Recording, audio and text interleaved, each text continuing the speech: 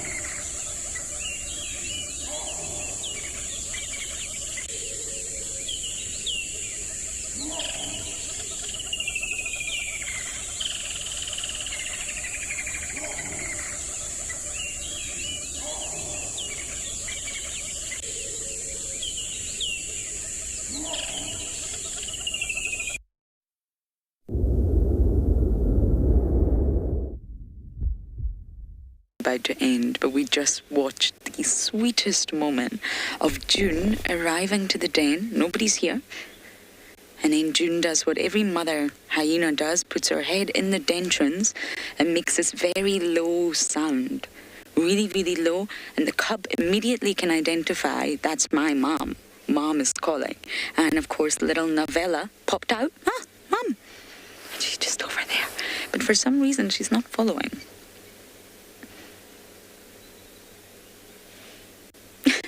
I think your mom is waiting. Now we're being defiant. You woke up, you responded, now it's time to follow. Here's June, look. Waiting, waiting, waiting. It's so nice to see June, and look how just massive she is. June is a big hyena. She always has been one of the larger females, and she's full and just huge. She's bigger than Intima in terms of size and body weight. She's a big girl.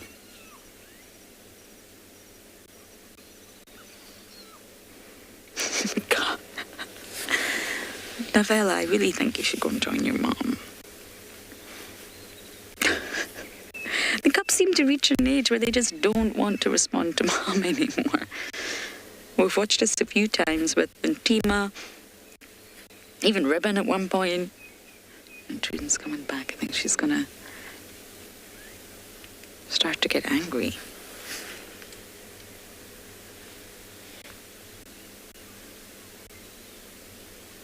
And it's a full belly. She's definitely feasted recently. On what? Ah, that's perfect. Ah, perfect. Thank you, June. Somebody's coming.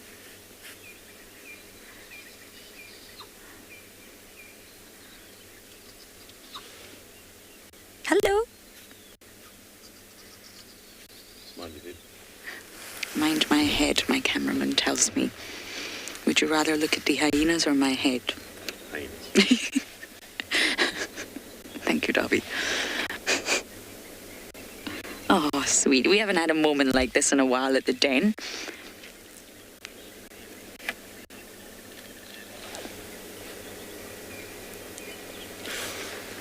Oh no, please don't walk away, June. I think this happens a lot. They seem to have a spot that's nestled in the grass not too far away. And when we come here, I think that's sometimes why we don't see them.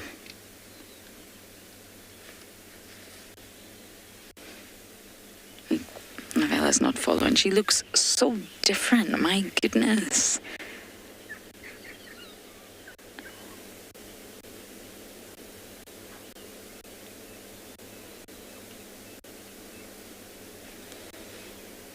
Nervous.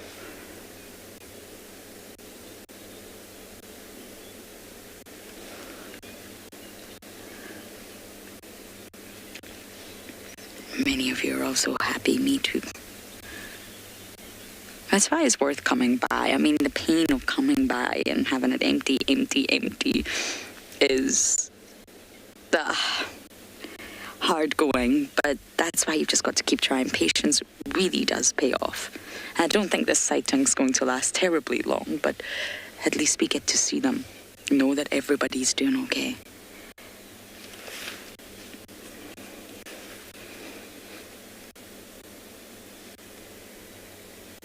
Now, Novella, which means adore in Shangaan, is such a nice name.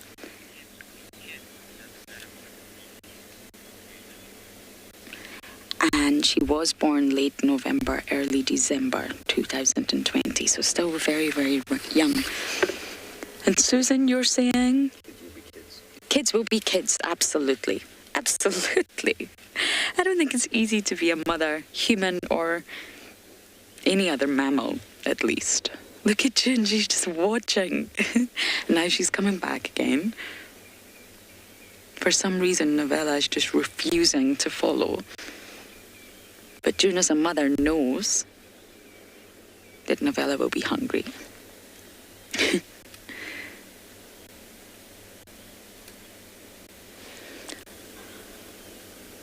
Look at the two of them. Just like this standoff.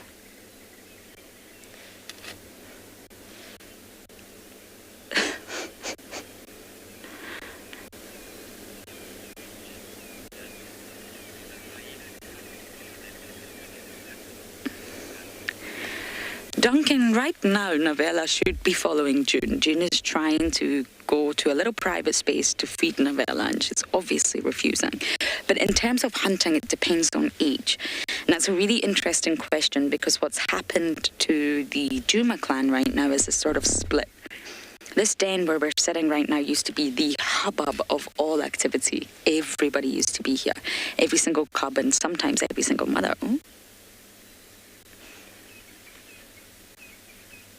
We're starting to make some decisions. And the younger two, which is Novella and Intima's son, who's not got a name yet, stay in the den. They're still far too young. So this cub that we're looking at is too young to be going on hunts. Far too small. Look at her. She's learning. So June, who's coming back, by the way, is taking her further and further away from the den. And it's probably to go into some sun and a nice sweet spot. But it's also to teach the youngsters.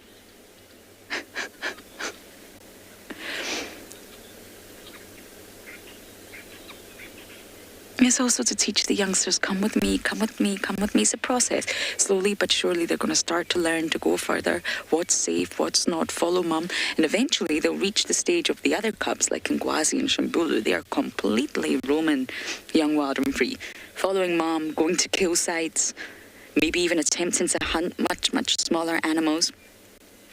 Gingarika and Pumela are still younger. And I think because there's the two older boys, if that makes sense, Gingarika, Pumela and Braveheart are following suit.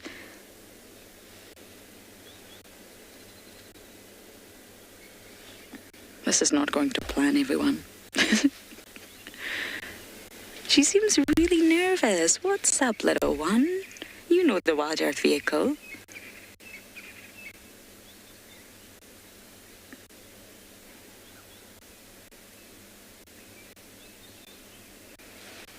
Strange that Mom's here, who's coming back once again. Joy, I actually just mentioned that, Joy in Hong Kong. Navella means adore in Shangaan. It's a beautiful, beautiful word. I love it. I really do. Adore.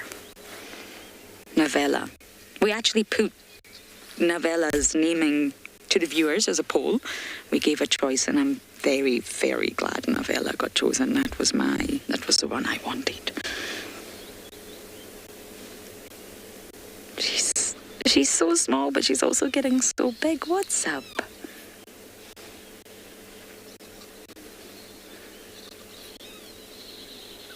And of course, for the younger two, Navella and Antima's son, they've lost the older cubs. All that bonding they had, all that love and care and fun they had with Shambulu and Ngwazi, they've gone. They've disappeared. They may come back. They may... What is wrong? I'm crying here.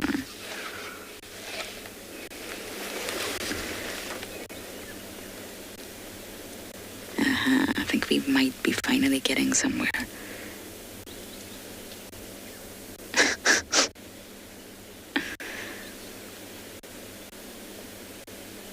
We're taking on an alternative method to suckling here. It's not normally the positioning. Oh, okay, yeah, we're getting there.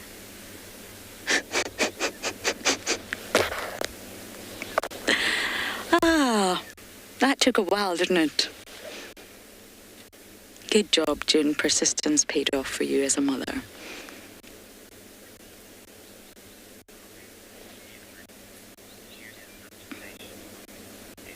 Edward, 100%. June is such a patient mum. That was a lot of back and forth.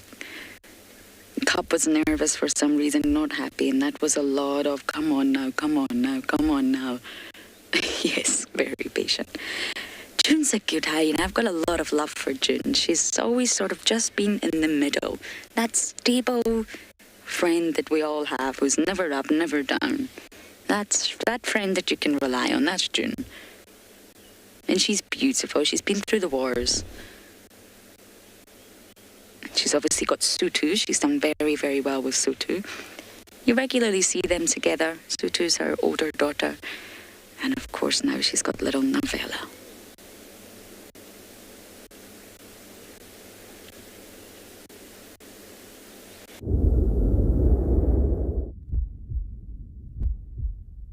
So we've come all the way around the floodplain and there are no elephants, but there are some waterbuck who are looking very beautiful and very alert. And I do not know if you can see it, but I will point it out. There's a tiny little baby whose ears are just barely visible above the grass. How sweet is that? I wish you could see more of it, because waterbuck calves are my favorite antelope babies. They are so fluffy. I mean, you can see the adults are extremely fluffy as well. And I'm sure that you know that most young animals are a lot more fluffy than the adults. So you can imagine with these adults already being fluffy, just how fluffy that youngster would be. It's also a male making his way over to them. There he is. How beautiful those horns. So proud. What lovely markings, that very prominent white kind of eyebrow. And then the very obvious white ring on their rump.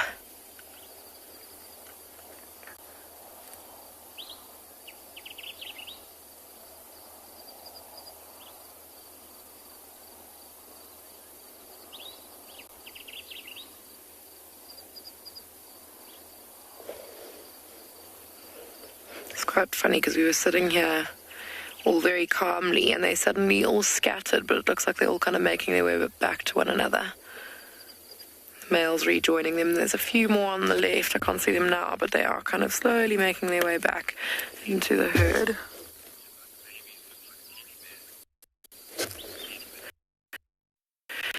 Edward, they do look like teddy bears. Teddy bears on quite long legs, but yeah, they are extremely, extremely fluffy. I really wish that the grass wasn't so long so that we could get a better look at that little one. But I mean, even the adults look quite teddy bear-like with those rounded ears, and there's a little one. You can just see its ears and just see its eye above the grass. I always think that these are kind of our version of, or the African version of reindeer with that fluff. They look a bit like reindeer, and they're very fluffy, and that pretty heart-shaped nose. Oh, male looked like he was showing some interest. Oh, she's also been quite submissive, lifting her tail like that too. See what he's doing there, lifting his upper lip? That's called a phlegm and grimace. And what they actually do there is, I don't think he managed to get an actual stream of urine, maybe just a smell, but they actually will put their tongue into a stream of urine or just up against the bum of a female, and they are testing the pheromones and hormones that female is releasing, and he'll be testing whether or not she's ready to mate, whether or not she's in estrus. It's got a organ at the back of his palate called the Jacobson organ, and that's where he kind of puts the urine to test. Tammy, no, I've not seen mating waterbuck actually. I don't think that I've seen mating waterbuck. I can't quite remember, but no, I don't think I have. I don't think it's a difficult thing to see. We just don't have that many waterbuck on Phinda, so we don't see them and all their behaviour all that often. But as you saw there, he kind of pushed himself up against her and looked like he was about to mount. So I don't think they're very secretive about it. So I don't think it would be a difficult thing to observe.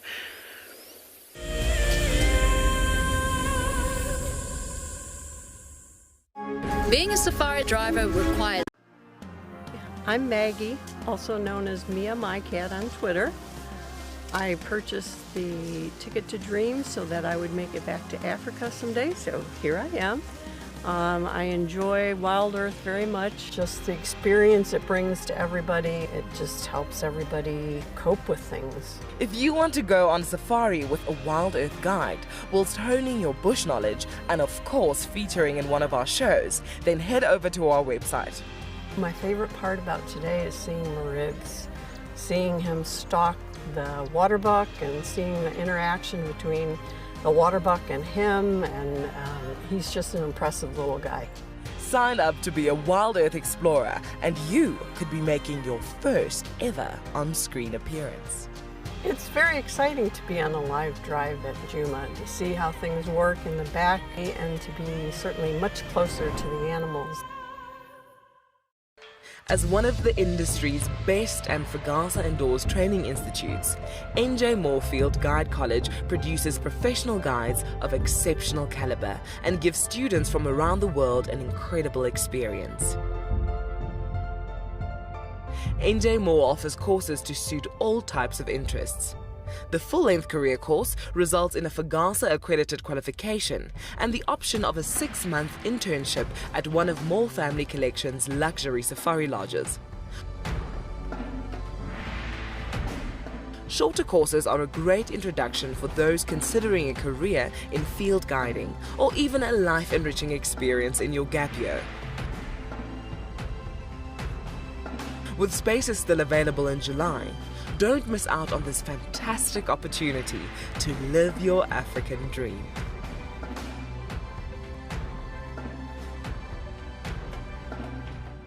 My name is Ross and I'm a field guide at and beyond Pinda Private Game Reserve. I love getting questions from guests on Wild Earth because I love sharing and learning information about nature with new people, and it also makes me feel like you're all joining me in real life.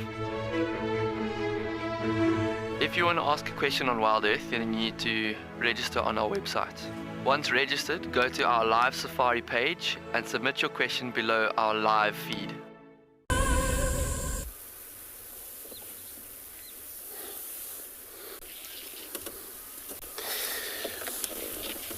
Good morning, everybody. Welcome to Djuma Private Game Reserve. We're in a misty area where you look in the background. We got your impalas, but it's kind of a foggy a little bit. And this is how we're going to be probably taking everybody around to find animals. My name is Andrew, and this morning I have Theo. Quarantine. It's always a great place to start or begin the drive. Well, Impala, they're also taking it easy, which they don't seems to really been threatened.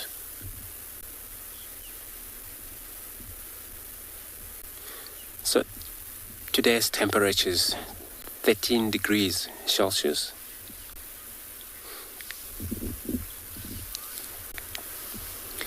And then also very apologize for all the technical issue that happened this morning, and then hopefully everything's going to be carrying on just like that. Very apologize, everybody. Temperature of today is 13 degrees Celsius, 55 Fahrenheit. And remember, we're still coming to you live from these locations, and we would like to hear from you.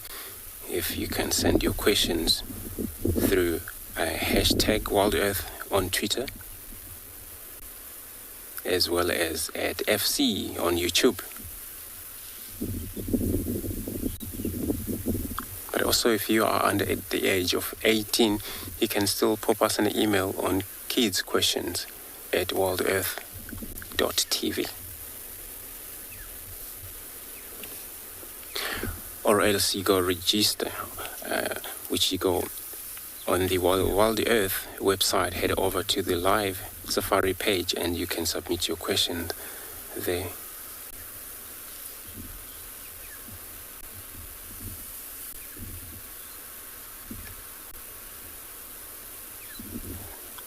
Beautiful and fluffy this morning, all these impalas. So us will be starting to check from this side. I will check if this Bride of Lion is still around. Trishal also should be mobile about, hopefully. Which of course Brideland's Mike will be out there. Tswalu, which is OB, will be also ongoing that side.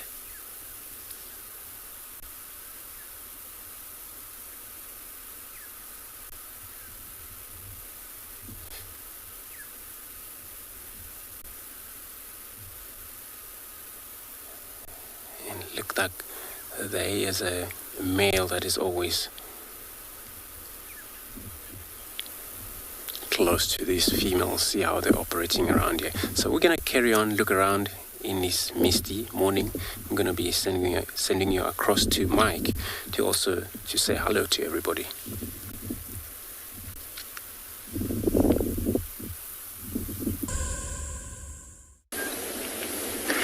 Along our search, it is a frigidly cold morning here in the Lowveld. We're not quite as misty as it is at Djuma, but there's a little bit of a mist in the air.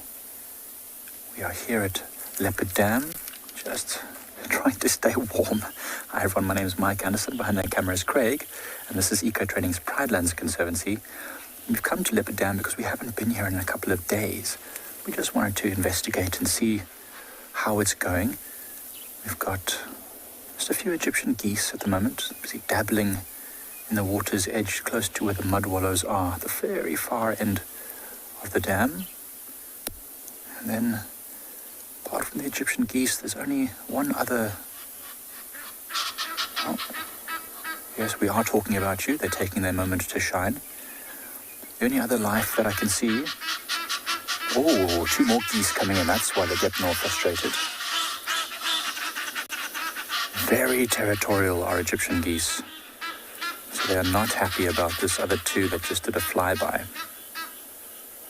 And there's also a grey heron watching this all unfold very patiently on top of a dead leadwood on the far end of the dam, not so far from the geese. It's gone up into that tree in order to get the first of the sun's golden rays this morning. I think what we might do is just enjoy a moment of silence for a moment, to hear the dawn chorus.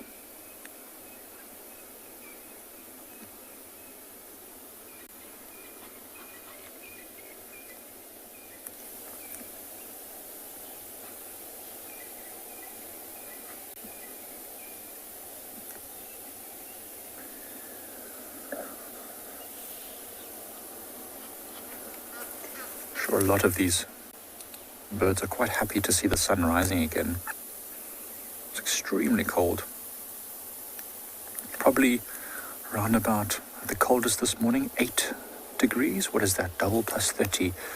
Let's say about 50 degrees Fahrenheit. I'm not sure where you're all watching from, but that is extremely cold. I think in anyone's book.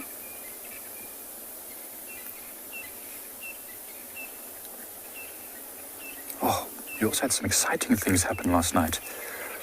We had told you about yesterday that Lagatha, the lioness, had made a kill somewhere at Ndlovu Dam.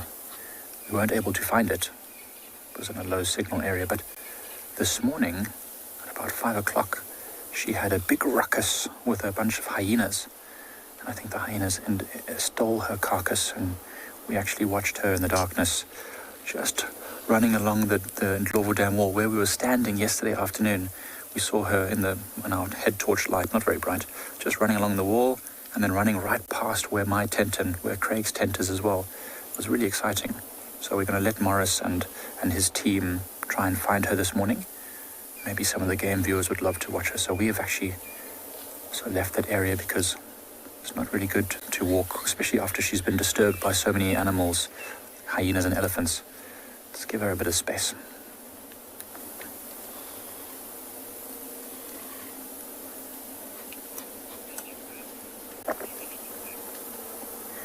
Right, well, we're going to enjoy a nice warm brew whilst we sit and see if anything else arrives.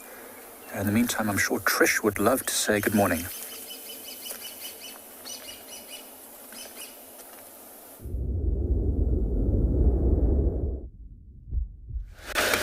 Good morning, everyone. Welcome aboard. It's me, Trishala. I've got Morgan and camera with me. It's very, very misty, and there's a lot of moisture in the air. I suppose in our ears too, but in the air, and we're collecting quite a bit of it. So you might see Morgan wipe the lens quite a lot. We're going to keep it quite local this morning.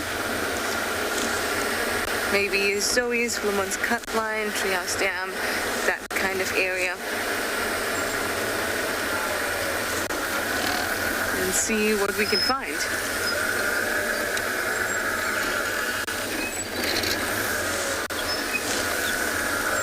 Now, in this mist, anything would look fantastic. It's like not quite misty like that other morning. It's rather like a heavy, saturated look, like it's a rainy day, that kind of look, not like, remember the other morning when it was just like zero visibility? It's not quite like that.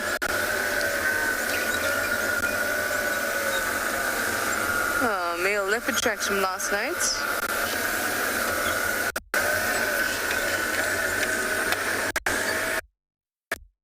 You figure out the timing of tracks when you have this kind of change You can see whether this track is on top of the moist soil, or it's under. It was almost clearly under, and not as well defined as I would have hoped if they were from this morning.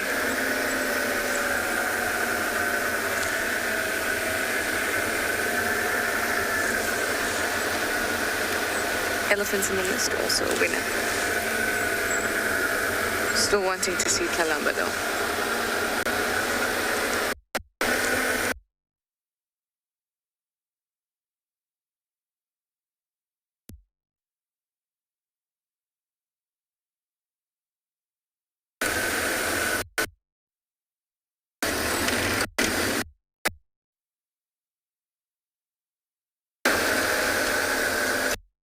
The wind's picked up a little bit too. Feels quite ominous.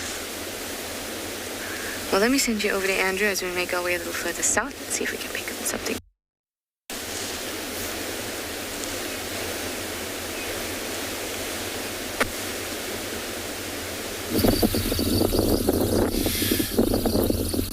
So, we also on a bumble, hoping to find something interesting, very interesting this morning. So while I have left quarantine, all I'll do, I'll check northwards from Gary Dam, hopefully for a spotted cat this morning.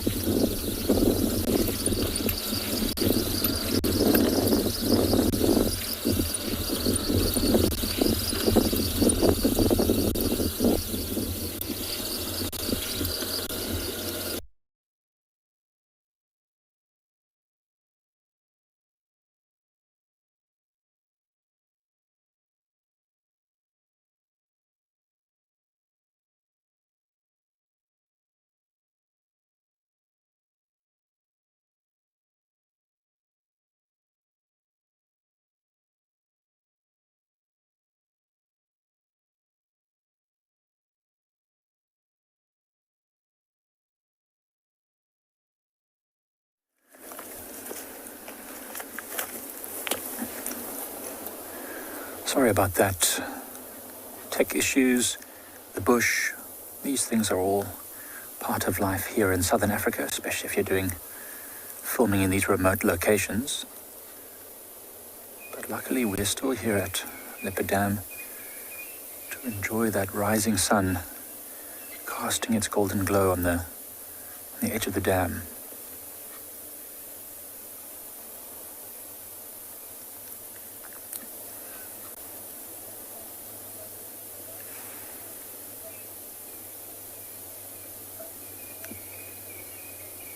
Getting much drier now, and the grass is starting to get flattened by the animals that are coming to the waterhole. We've seen a buffalo herd in Tswalu Dam 3 days in a row now.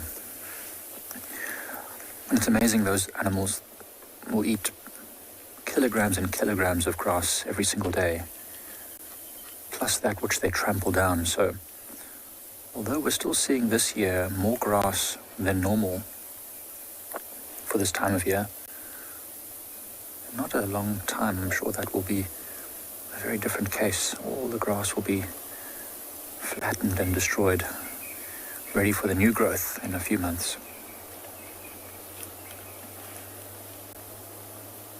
How time flies, actually. To think that winter is almost over and it's about to become the next rain season again. Hello, Jumping Castle. Welcome back. Hope you're enjoying this morning. Yes, geese are very territorial. These Egyptian geese, as you might have seen a bit earlier, all of a sudden started making a lot of noise and raising their necks out. And sometimes you'll even see them open their wings to make themselves look larger.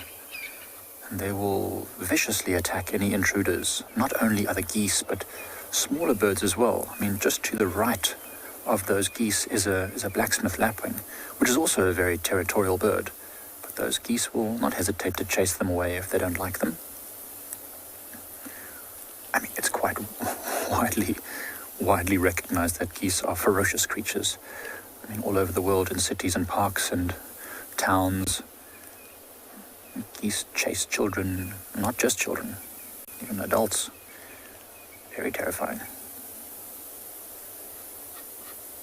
See that sound they're making?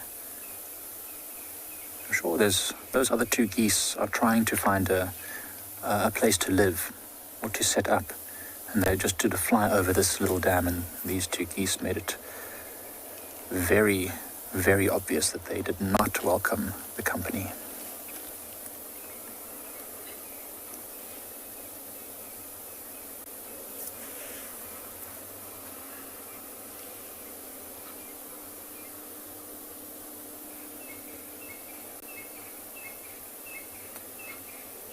You can hear some crested francolin calling off to the north of us, then answered off to the west by another pair, just establishing their territorial boundaries. Most birds are quite territorial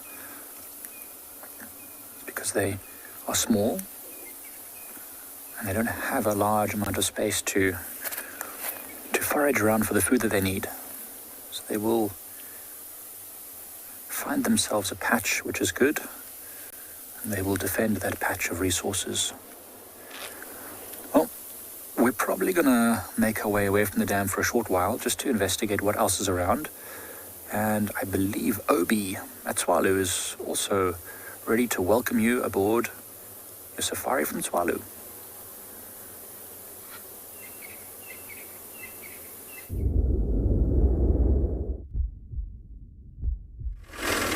Good morning and welcome to Tswalu Kalahari, another very beautiful day that's just starting here in the Northern Cape. Still a little bit milky, I could say. Sun just behind the mountains, the corona back there. Not as nippy if I'm talking about temperature, but still a little bit cold, but not that nippy. This morning I'm going to be heading more south to see what we can find out there in the south. My name is Obakeng, and behind the camera we've got Ferret doing a very wonderful job for us. This part of the reserve where I'm heading has been very active in the last few days, so I don't know what activity in particular today is going to give us, but I'm holding thumbs up and let's see what it provides. Actually, something of interest here. Gerrit, if you look at this little small camel thorn here, look at what has happened there. It looks shiny. Very shiny if you look at it. Look at that. Any takes? Anybody you want to guess what happened to that? Definitely we didn't vanish it. If that's what the kids are thinking, we did not vanish that. Anybody want to take a guess what happened there?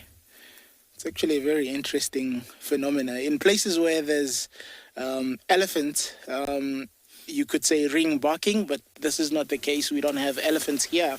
So any other guesses what could have happened here? I'm interested to hear what our viewers at home would like to think. If Gerrit, zoom out maybe a little bit and give them a bit of the whole picture, maybe that will give them hints of what had happened. Look at that.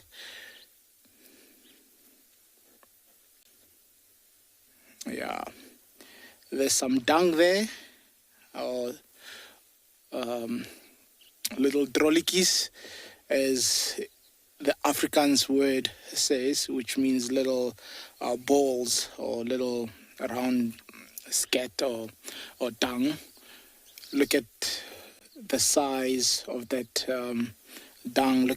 So I'm giving you all these clues as to what could have happened there. Look at that. There's a little bit of digging on the other side there also, so that will also give it away. And I'm gonna do something. I'm gonna stand next to the tree, and maybe that will also give you a bit of an indication as to how tall that is. So those are all things that I'm giving away, and I would be interested to hear what. So look at that.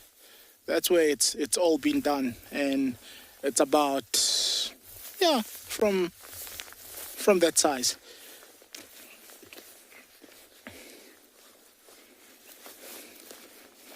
Grumpy old man, well done. An antelope rubbing its horns. Yes, you are very right, grumpy old man. I like that name. A lot of people say I'm grumpy in the morning. I'm not. It is actually, and if you look at what the actual animal that was doing this, it would have been your blue wildebeest that would have done that. So that's almost shoulder height of the animal. So it is part of a territorial mark that you're seeing. So leaving this dung scattered around the tree itself and so on just says a lot in terms of visual aid to other how is being in this area or in this territory. You can see where the digging that I was talking about earlier, they have this behavior of actually scuffing with a hoof and kicking back. And also that is another way of marking, and everything comes together in the sense that it would be a decoded message here that would be understood by another wildebeest that would come here. And that shiny part on the back, it's actually from the two horns, or the mid of the horns, where he would come and actually put his head against the tree and just start rubbing and activating those glands to leave that message or that scent on the tree. And that's exactly what has happened here. But he's not around here. I was trying to look if we could find him around here. So probably went on foraging, but this is an area they would use so often and keep check of it.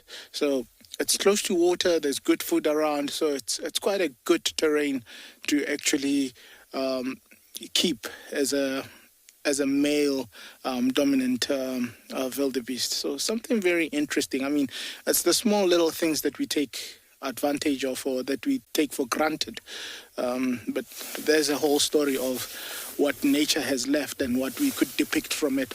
So I'm gonna be continuing south. As I said, the intention is look at that yellow of the sun just peeking through the corona back there. So while we do that, do travel south, we'll be sending you over to another very beautiful location in Africa.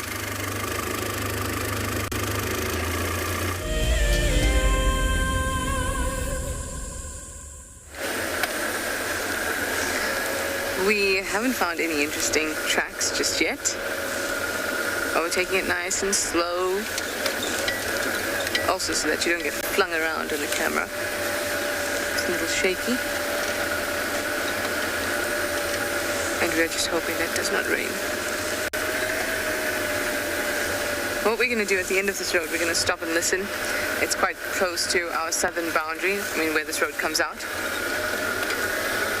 So it's a good spot to have a listen.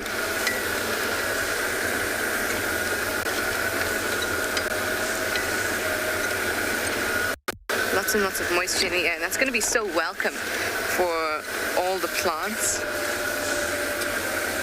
and the animals that eat those plants.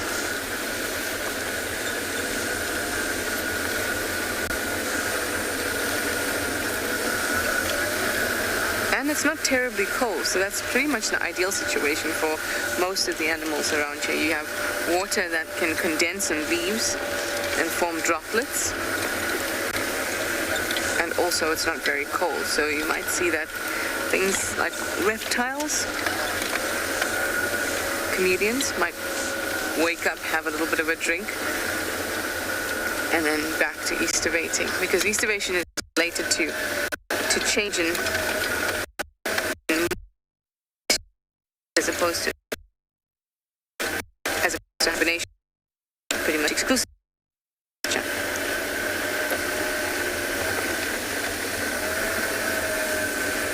I'm not sure if we'll be able to see any condensation on these leaves, but they do look a little bit moisturized, shall we say. If you look at this guari bush here, it's not as if it's not dripping, but it does look like it's it's moisturized. Either way, for small creatures, that's all they need is a bit of moisture, and obviously for impalas that are eating things like this is great and juicy.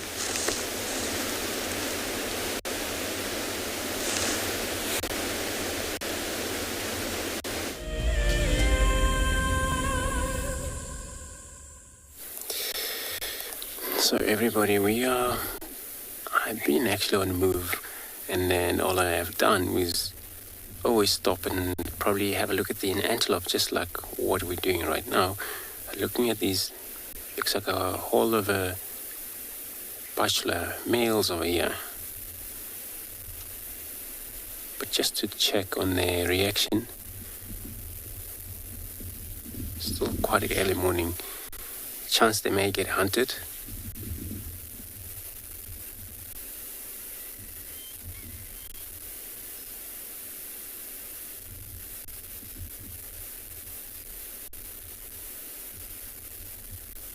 And who would hunt them?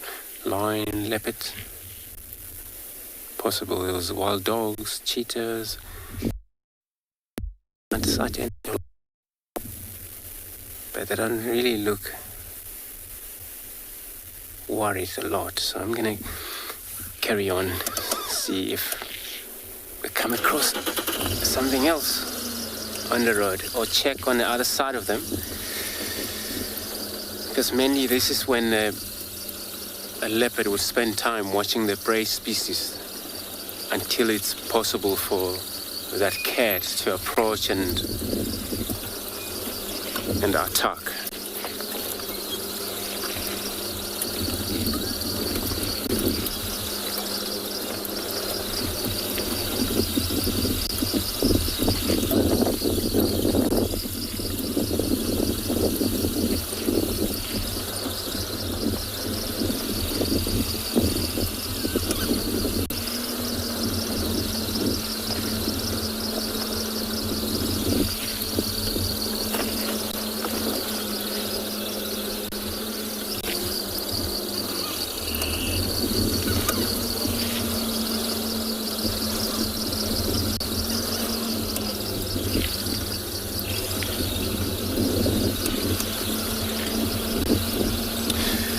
But all this mist you had,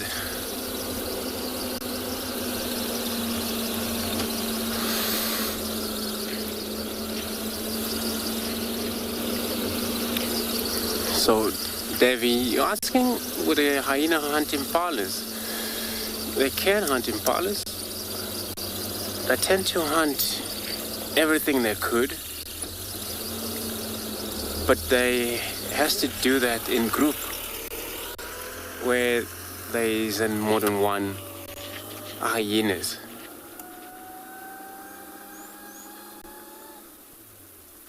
And the reason they have to do it in group is because they don't stalk like cats. They're more likely just to approach and running into the prey species. And then when they got it down, they got it down. But I must say that they're not actually speeding up to keep up with this impala. They can speed up more than the hyena, these antelopes.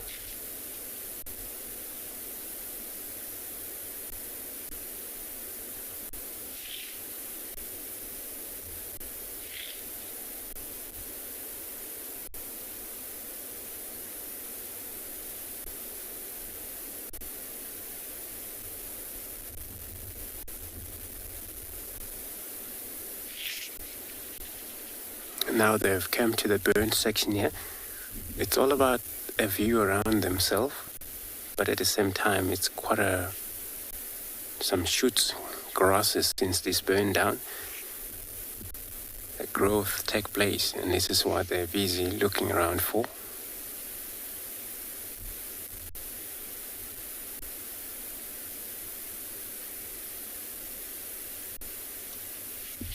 So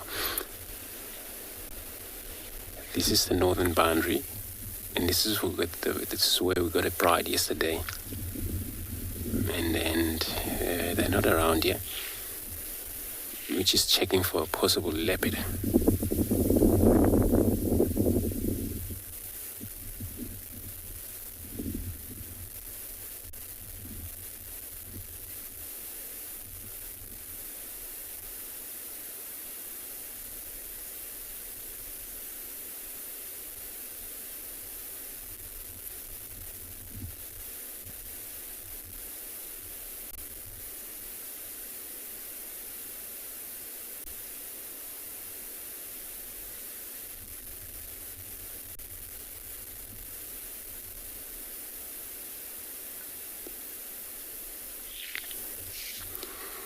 impala, they tend to be very a medium food source.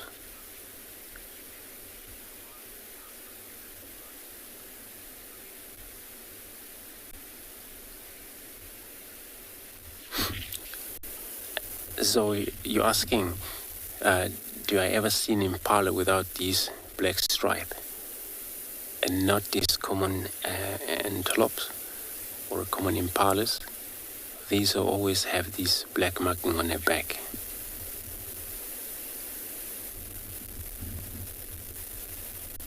So always they have them. I'm not sure with the black-faced impala that I haven't actually have enough time to examine that, whether they have that black stripe on their back. Well, I haven't seen black impala either, so we don't have them around here.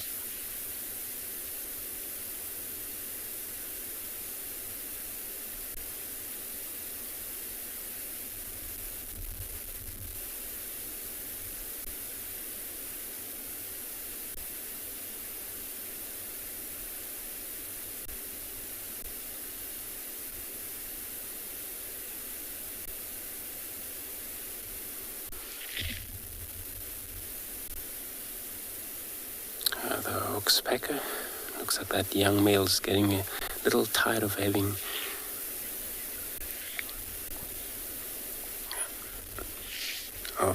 seeing these birds on the face of them.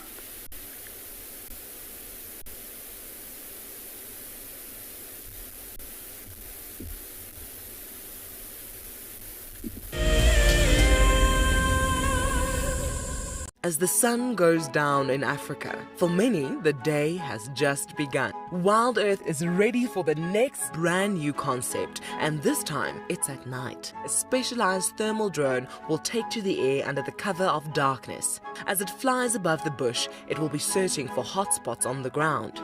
We might have a leopard on the far right of this group of hyena. The ground team will then be called to identify the animal. It is a warthog. That's exactly what it is. So there we go. It was a warthog that was running away from... Sorry, Warty. And of course, it is at this time when the big cats are on the hunt. Yeah, James just head a little bit more left. Okay, Gabby, I'm going to go north around on Impala Road. Okay, the lions are on the move, guys. Lions are chasing the wildebeest. Wild Earth is looking for a sponsor who can help turn this show to a long-running series. If you are interested, then head over to our website to find out more. wildearth.tv/sponsors. Across southern and East Africa, the Endangered Wildlife Trust works tirelessly to save species, protect critical habitats, and benefit people.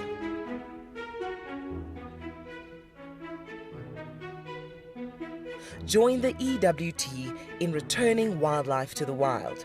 Go to ewt.org.za to find out more and follow our socials to see how you can get involved. Protecting forever, together. I love being a cam-up for Wild Earth. The animals coming right up close to you, especially like lions. Sometimes you get nervous, but you have to go with the flow. My favorite animal to film is the elephant because of how big it is. But when it's really up close to you, it's one animal that you would say, I really respect you.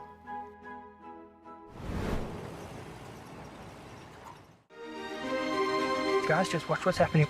See, watch the elephant, watch the lions. See, the first ones to run are the cubs. Can you see them? They are right here. I'm not sure how scared you were, but I was quite nervous. But absolutely incredible. Expect the unexpected here on Wild Earth daily.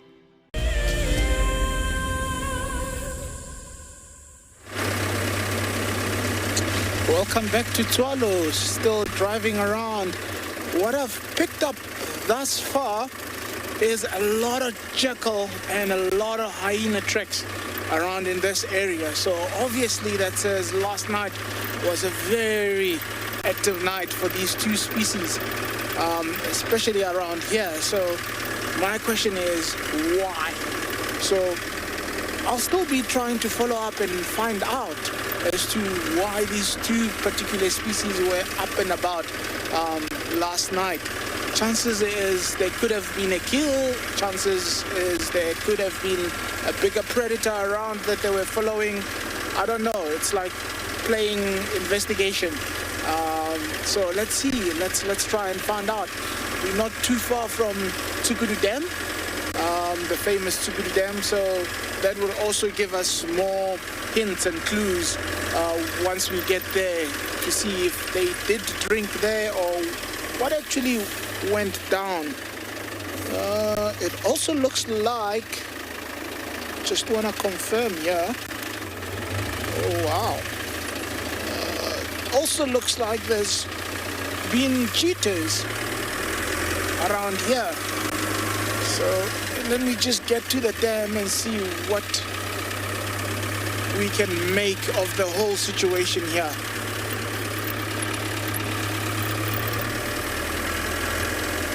This is why I love mornings. It's like you never know what went down the previous night. Trying to put a puzzle together.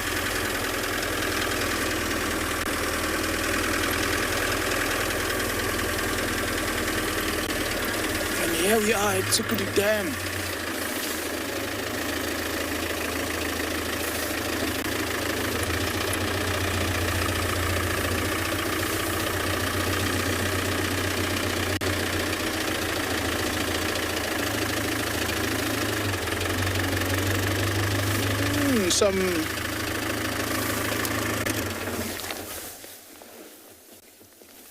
None of the species we're looking for, but there's some, looks like some Egyptian geese there with some ducklings. No, actually shell duck.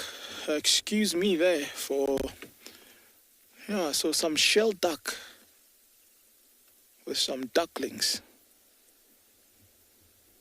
1, 2, 3, 4, 5, 6 that I can count. Done very well. Yeah, this pair we often see around Tswalu Dam. This pair of shell duck. So they've obviously been successful. It's very, very good to see. Question is how many of those they'll be able to keep and raise. With ducks, it's always a difficult thing raising their young. These pair would have to kind of teach them everything they know and also provide for these ducklings. So good luck to the pair. Let's see how many of them they can keep. There's a lot of things that would go for them. Eagles and so on. So yeah, quite a tough life out there. But back to the trekking that we were doing. I just want to see something here. Gerrit.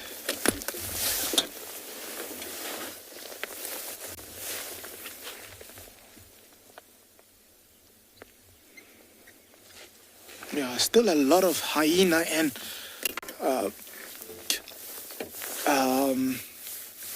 jackals around that I'm seeing, but it looks like they all doing two different things.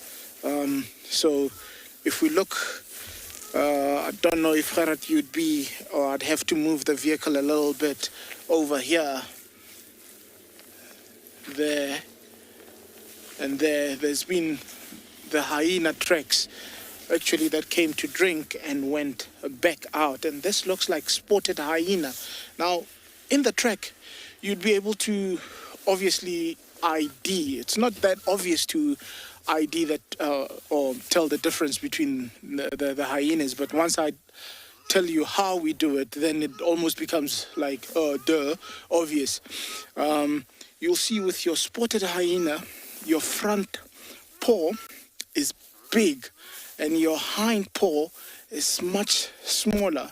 And with your brown, which we also do get here, you get the similarity of big paw in front and small paw at the back.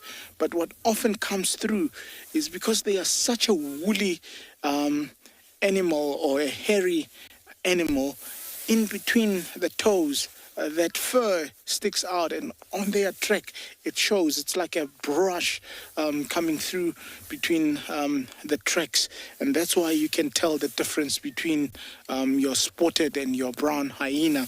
But this looks like definitely spotted and slightly bigger. But also don't be fooled, because in the desert here the sand is very loose and tracks seem in most cases a lot bigger than what they would often be. So it takes a good eye to start recognizing such detail and such differences. But the jackals, on the other hand, went the other way. So I'm still going to be around in this block and searching and trying to decode what was happening and who was following who and why. So let's carry on and search this block, and hopefully something comes out.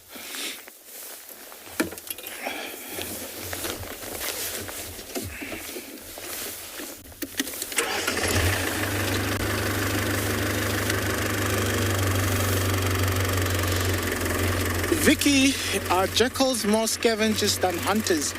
Actually, jackals are one of the most adaptable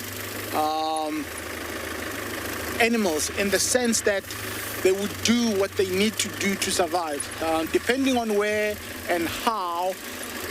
So for example, if you put them in an area where there's an abundance of food, things like rats, mice, lizards, and so on, they'll happily hunt and they would thrive on such. But then also, if you put them in an area where there's a lot of apex predators, things like your lions, leopard, and so on, and they don't have to hunt as much, then they'll also take that. And also, if you put them in a situation where sometimes they have to even eat berries, then they would also do that. So a very versatile and adaptable animal in that sense. Always remember this about nature. It's very simple. It's all about using the least energy for the most reward. Now, wow. Okay. Gerard, I don't know if we can. I'm gonna just try put us in a way that I can point out these tracks. I think you can actually see them from there. I'm just gonna try point out here. So our puzzle is almost coming together. I don't know, can you? Yeah. So what we've been seeing earlier was hyena, as I was explaining, but now look at what we've found here. It's 1, 2, 3 lobes. 1, 2, 3, 4, and you can just see the claw marks here. Look at how narrow, if I compare it to my thumb. So it's almost 2.5 times of my thumb, and about that long, which is almost like a third of my hand, going in that direction. And that is the one stride. So here we're looking at cheetah, as I was saying earlier on, and this is more clearer, and that's why I wanted to show that. So also the cheetah have been here, but interesting enough that I was pointing the lobes at the back and showing you the claw marks is cheetah is one of the cats, or the only cat really, with the exception that it cannot fully retract its claws, and that's why you'd still be able to see those claw marks on its tracks, even though it shows signs that it is a cat with 3 lobes, where a dog-related animal would only have 2 lobes. So clearly something did go down here last night. Very, very interesting. And it does make sense, because, I mean, these guys would have taken advantage of what the moon looks like at current. The moon is still quite bright late in the evenings or late at night. So I'm not surprised that these guys might have even been walking late last night, even though they are diurnal animals. So this is going to call for a very interesting finding later, I'm hoping. So yeah, let's keep rolling and see if we can solve this puzzle.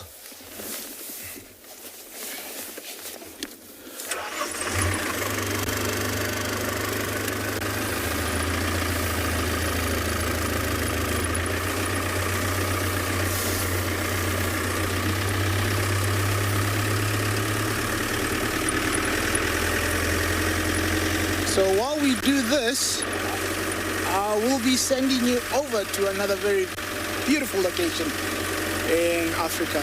Enjoy.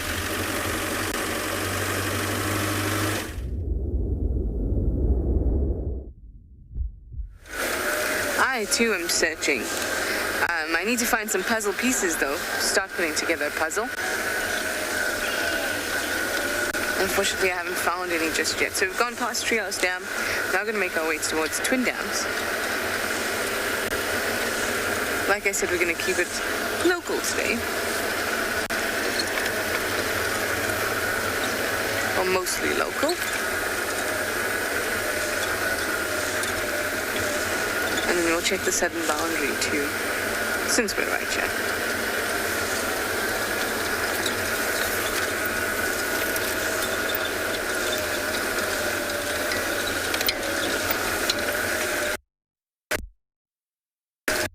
It's very, very, very saturated.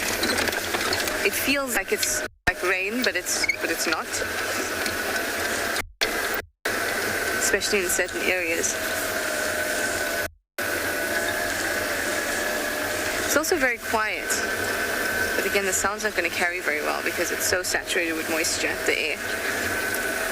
So we're going to park off Twin Dams and have a listen. But for now, we're going to send you over to Andrew.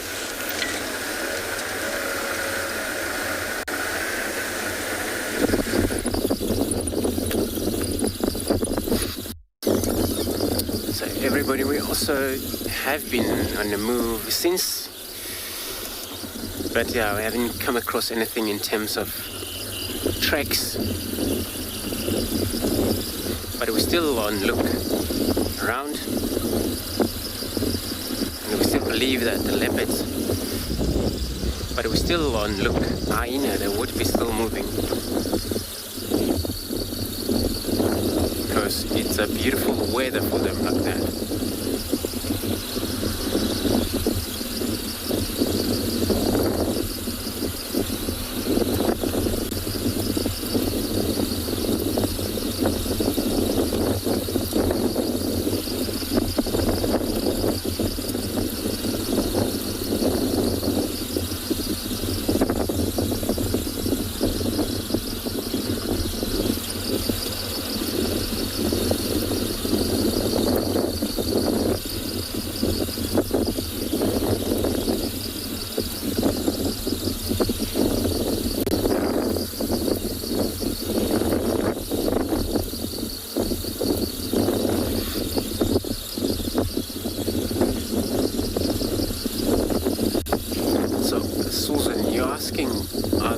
Are nocturnal or a diurnal. So they are nocturnal, but for them to move during the day, they allows by the either weather, it's cool, cloudy, maybe drizzling, and they can still move, but also hungry taking place when they get so much prey species available for them to hunt around here, and they will probably get mobile, even it's still light.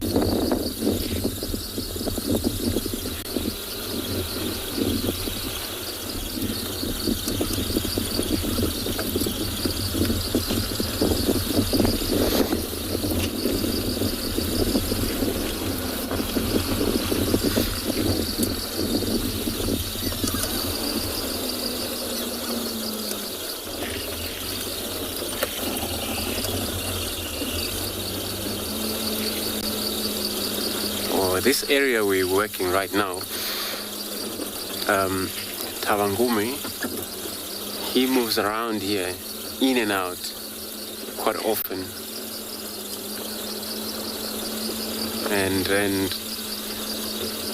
But also slightly west of here, Kara, the female leopard, also.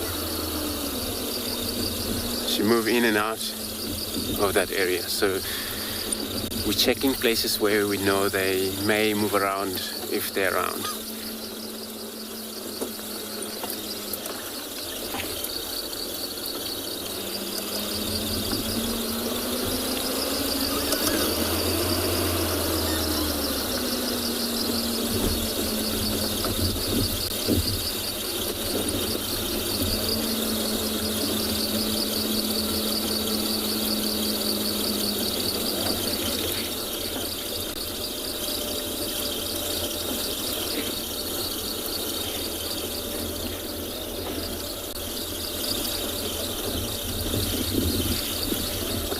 So I'm gonna carry on driving the roads, see what we're gonna find.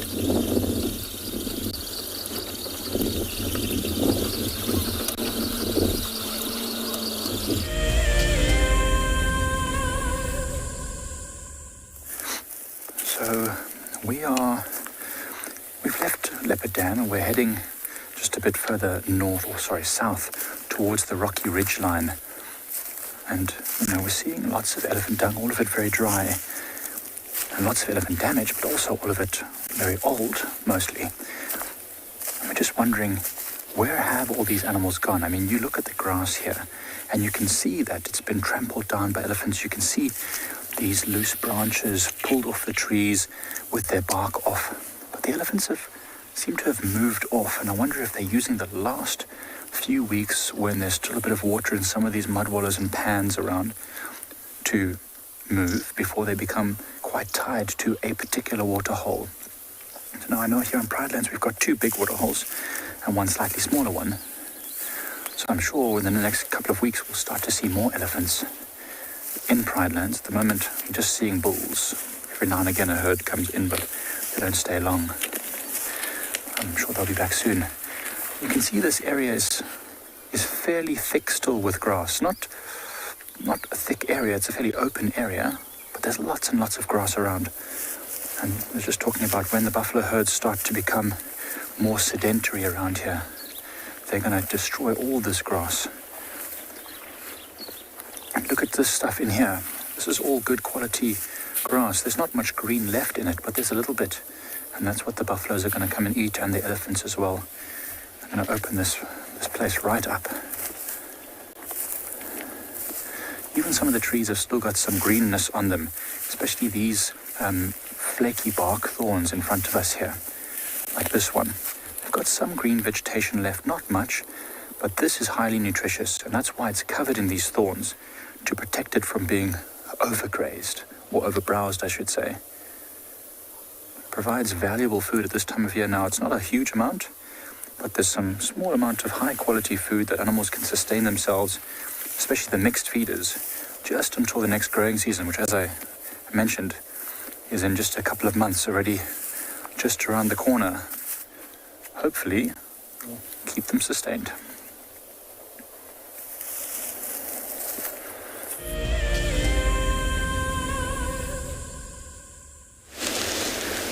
We have made our way to Twin Dams, where there's very, very, very little happening. We're going to take a moment to listen.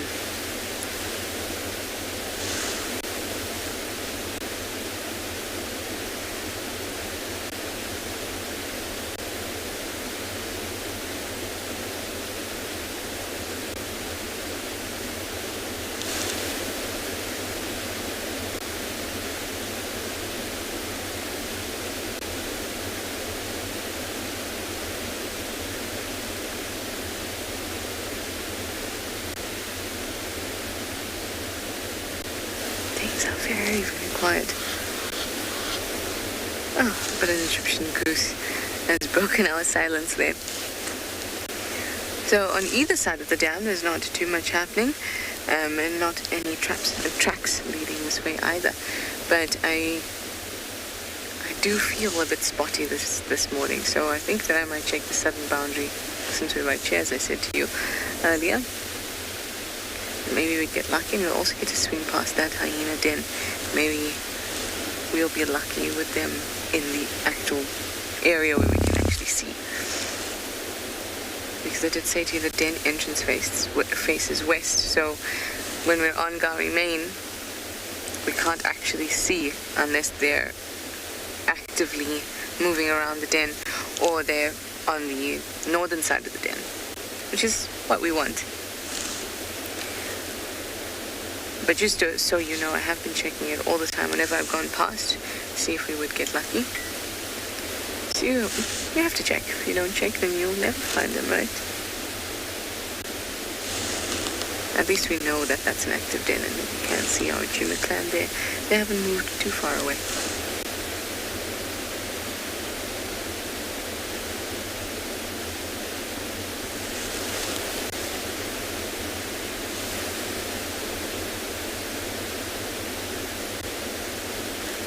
Okay, let's go. Yeah, let's make a move. I haven't seen any elephants either, or even fresh tracks of elephants.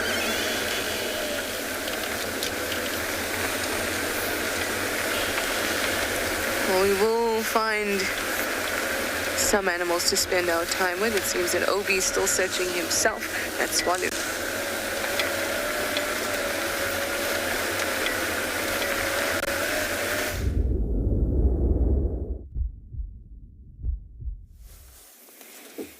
Look at that beautiful sunshine coming through over the Corona bag.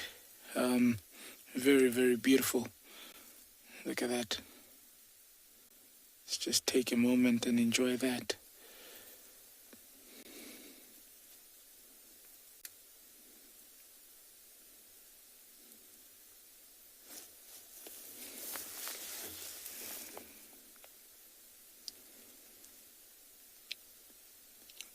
Obviously, these cheetahs that we trying to find looks like they were heading towards the mountains, but what I'm seeing also here is there's some antelope tracks. So the puzzle is getting fuller and fuller. Slowly but surely, we're unfolding a lot here.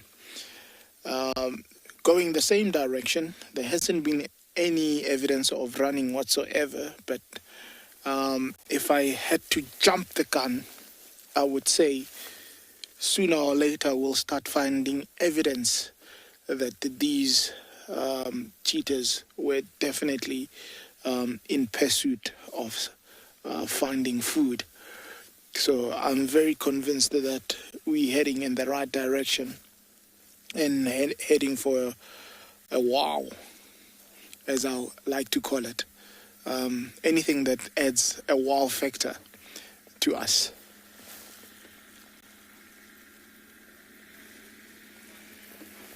Dominic, is it common for these predators to be following each other? Look, in the wild, it's all about something complementing something. You start from not just predators, you start from the soil. It gets complemented by moisture, and there's grass, and that complements the existence of antelope, and that complements the existence of predators, and predators complements the existence of scavengers, and so on it goes. So the food chain in that sense, it complements each other, but also looking at what niches or what gaps these animals fill, it makes absolute sense that you find such a coexistence or such an intertwined behavior between the three species that I've been mentioning here. And also, not only about who eats what and where everybody fits, as in the niches I'm talking about, it's also about dominancy. I mean, who's stronger than who and why. So if you look at your cheetah, it would be very successful when it comes to hunting as to compared to your hyena and your jackal. Obviously being able to take bigger prey. But what that does in contrary is the hyena, for example, would be stronger and intimidate the cheetah in terms of if the cheetah does kill. The jackal is very optimistic in the sense of it doesn't want to use the most energy to go hunt, so rather wait and find the scrapes and bits and pieces that remain. So it all comes together. It all makes sense in the sense of all this that I'm explaining. So it's I mean, like they say, simplicity is the most complications, or a way of trying to understand things. If you break it down to as simple as understanding it like that, then it's not as complex, but it makes it very complex. I don't know if that made sense or if you understood it, but that's exactly what has happened here, and this is the puzzle that we're trying to figure today. We're getting into an area where the grass is starting to become a little bit taller, so we're gonna have to be a little bit more slower and a little bit more vigilant. As this grass here, you can see the color. Almost, anything could disappear there, especially something like a cheetah where the color would almost be one, and very identical. So let us pursue. This is, for me, this is amazing. So we're going to be sending you over to Trish, who I believe is also in search of something. Enjoy.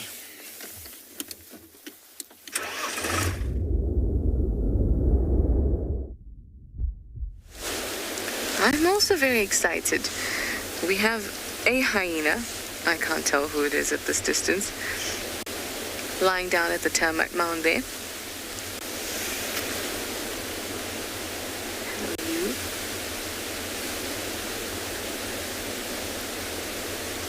The likelihood is that it's in Tima, because the other mum would be June, and we can very obviously see June's ears. So I think it's in Tima, and this is the best visual we have. I managed to just see it through the bushes, but I'm very excited to see them again. Woohoo, woohoo! You can actually see them at the... Oh! Now that was a surprise. That's the best. The little cub picked up its head.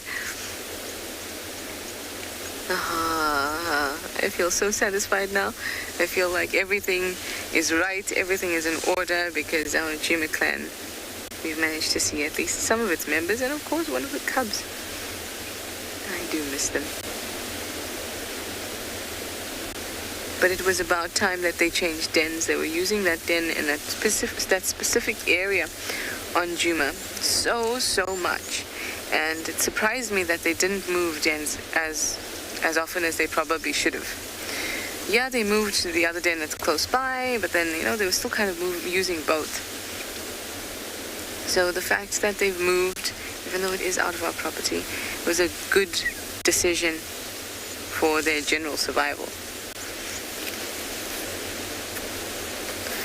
The smell of hyena and things like that is going to be quite a strong smell, and that would attract predators.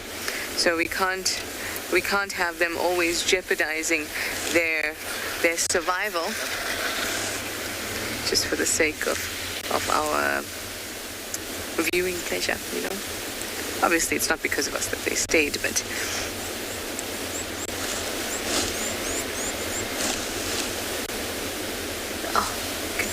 here again. That's like I was saying, it was obviously not because of us that they stayed in that area, but you can't help but feel like you want them to stay there so we can view them more, but in fact it's not good for them. They needed a fresh new home.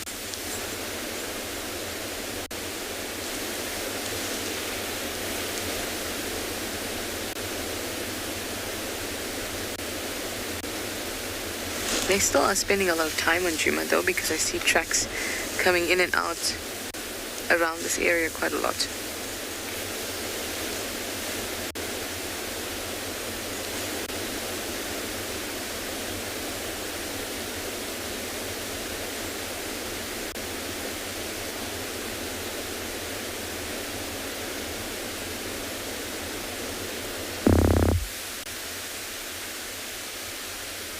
She looks so peaceful. I did try and move around and see if we could get a better shot of her, but it seems like this is the best we can do for now.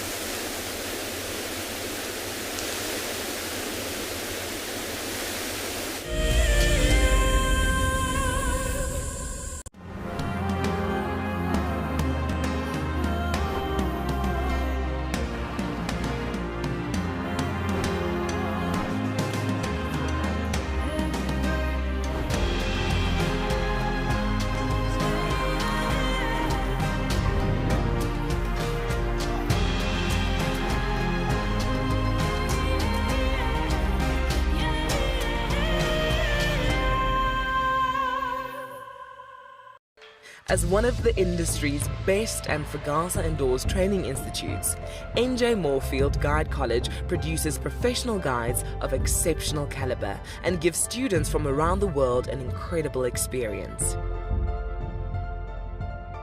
NJ Moore offers courses to suit all types of interests.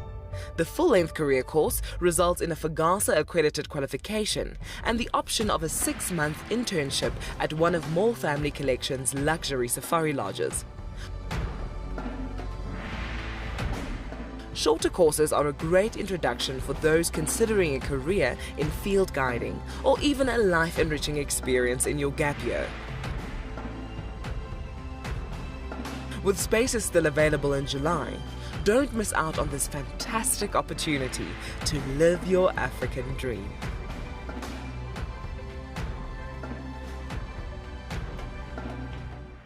My name is Lauren and I'm currently working in Djuma Private Game Reserve here in South Africa. I love answering your questions during the live safaris. It's my favorite part. It feels like you're on the vehicle with me and I'm able to teach you exactly what you want to know. If you want to ask a question on Wild Earth, then you need to register on our website.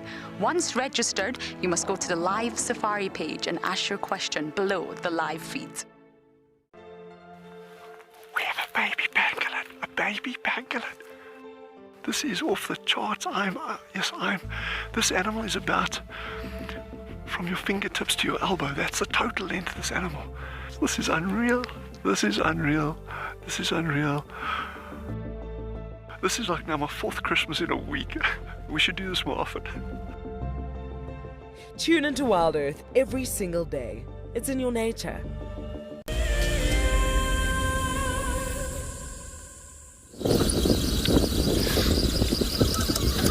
So, everybody was still driving around, but no luck at the moment. All we've seen is a lot of us spider web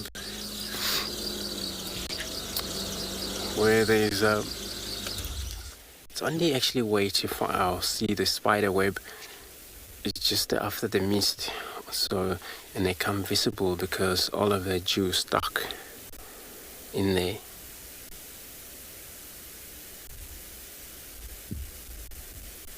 So still all of a tropical spider, and there's quite a plenty of them in this area.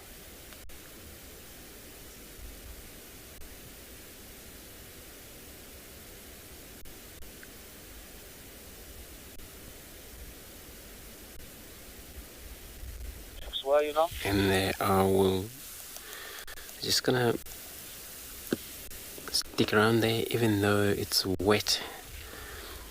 These webs, and that spider is gonna actually wait right in the center.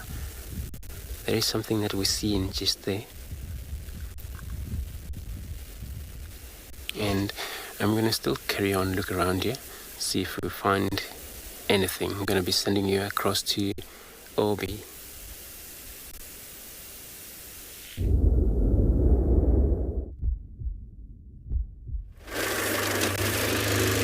So we found our first jackal. Also just running around here trying to search. So I'm believing we're getting closer. There it runs into the distance. But it's going the opposite direction. This is going to be interesting. There it crosses over.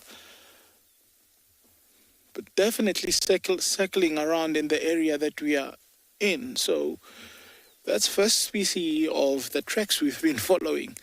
As I say, the puzzle is getting fuller and fuller by the moment. But I just want to follow and see where he's going. Looks like he's gone behind us again. So he's doing circles.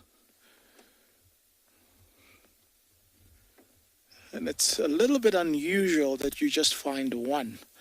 So I think this is just a crumb to what we are about to unfold. I'm still going to continue heading forth, and maybe,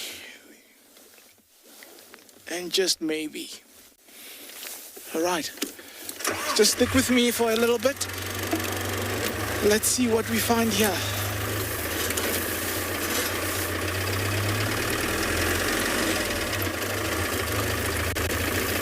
He also looked very full. Very big belly.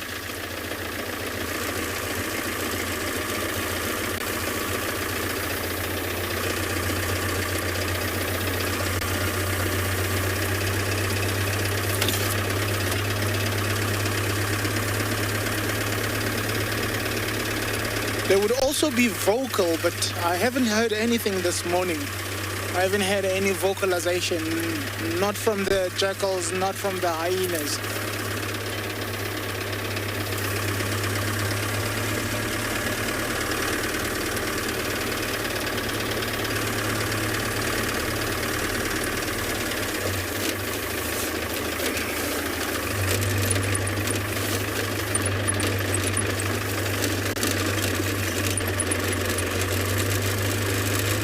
Gabby, are jackals found in packs or are they usually alone?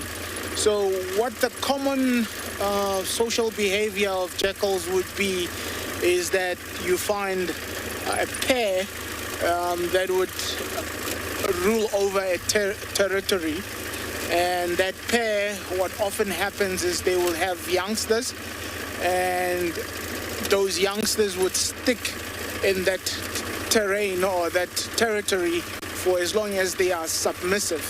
Now, it's a very interesting question that you asked.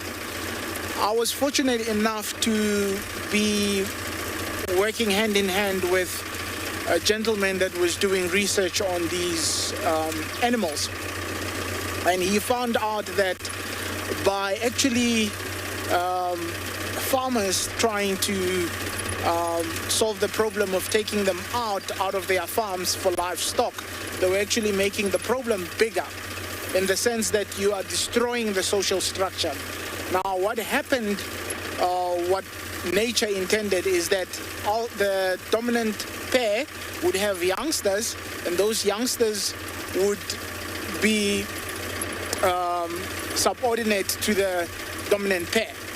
Now, if you break the structure and you take one of the dominant out or both of the dominant out, what you are doing now is you're breaking the structure in the sense that the youngsters would start actually not having any discipline, and they would start breeding before it's time, and territories would start shrinking because they would want their own territories, and that made a ripple effect in multiplying the problem. So my point with what you are saying and what you're asking about the social structure of the jackals is, especially to farmers, this is a big ask. If you do have jackals, identify the dominant ones, leave them in the territory, let them have a big territory. That way they will keep the population down than trying to actually eliminate them. But yeah, very good question there that you asked, Gabby. I believe we're getting closer, but let's see. Very, very interesting here this morning in the Kalahari.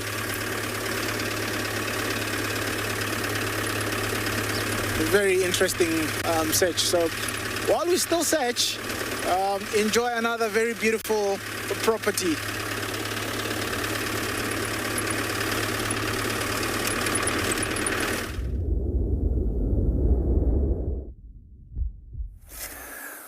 We've discovered two tiny little butterflies that are sitting on a plant that I only know as a snakebite bush.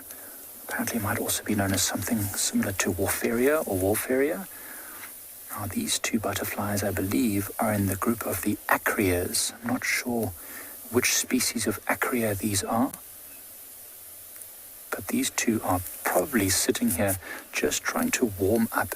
Now they're not feeding. I thought at first they were feeding, but I can see their proboscis are both curled up and tucked underneath their heads. They're not feeding at the moment. They're just trying to warm up and get enough heat to be able to move around and fly and visit whatever few plants still have some food for them. So the plant that they're sitting on is actually got these little flowers which are more or less dead now, but there's some around which might still have a little bit of pollen or nectar inside them, which could sustain these butterflies, but there's not much, to be honest, not much left. It's just nice to see, and they're very well camouflaged. These were actually spotted by Craig. I'm not sure how he managed that, because they are almost exactly the same color as the grass, the dried materials that are all around here. That's probably how these two butterflies have managed to survive as long as they have. Very few insects still active this deep into winter. You can see these spots and dots all over, and if they open their wings, you might actually even see bright orange colors, which can often warn off predators. A lot of butterflies might have a bit of toxicity in their body, which makes them impalatable, not tasty, basically. And many butterfly species, acreas included, often mimic the monarch butterflies, which are far, far larger, but very similar colors. And the monarch butterfly larvae feeds on milkweed, which is very toxic. That's what makes them toxic as well. I'm just very interested in how these two happen to be here. I wonder if it's a male and a female. I don't think so. They look the same. Similar antenna, similar colors, same size. Maybe just coming together for a bit of socialism.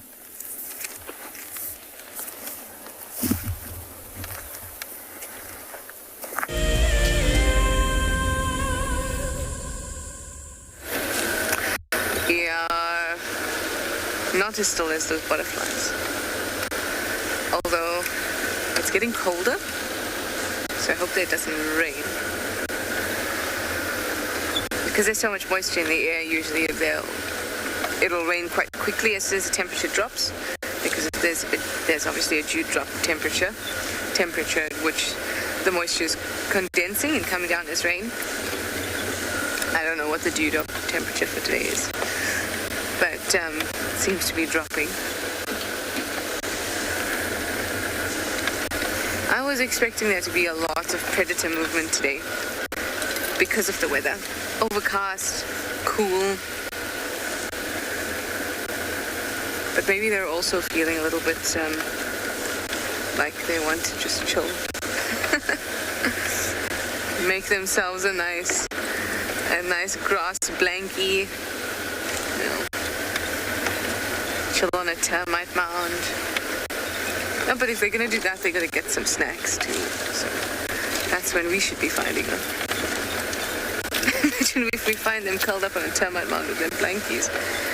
And, a couple scrub hairs in there, in a bowl. They don't have a bowl, never mind. This is what days like this do to you, make you a little bit crazy. Or your imagination goes wild.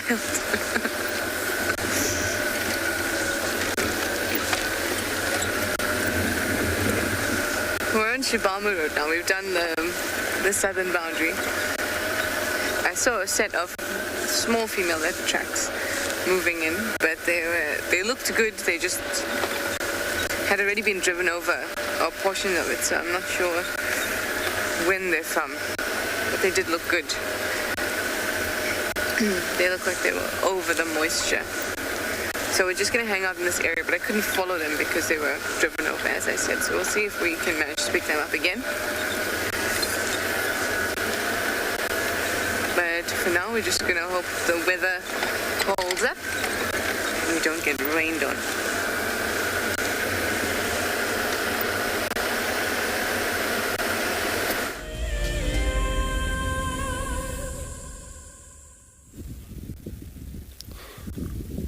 So everybody, we are stopping here, just looking at the impalas in this beautiful open area. We've seen males chasing each other. There was the bachelor males that they actually been separated due to the lost fight. But now seeing them returning close to the females, and a dominant male, he's pushing them off.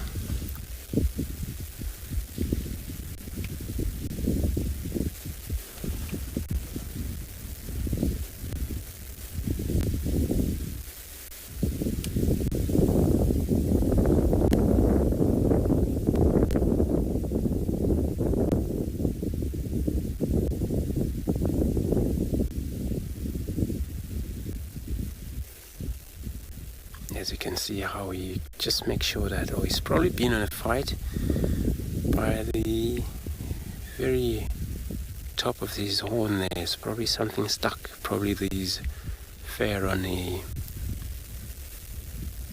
probably this is when he was trying to defend himself or defend his high rim.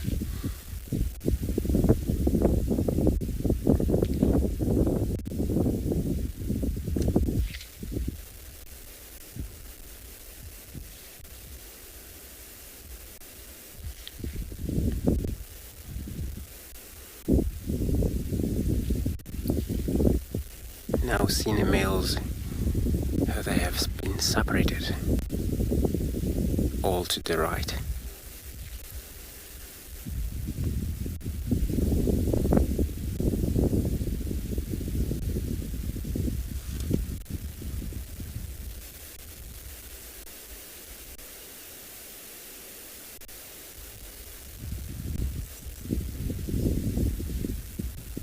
Coat is not fixed yet because of these little cold that's still taking place, so it's not shiny, still a little fluffy.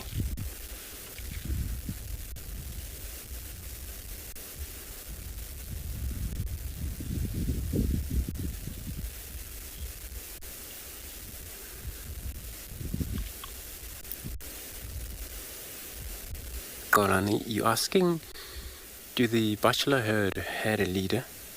There it's all various different males, bigger and the oldest males, and this is how they form a bachelor group. So there is an older one, but of course these are the one that always lead these young one, and they're making sure there's a way of survive when they gather around together like that.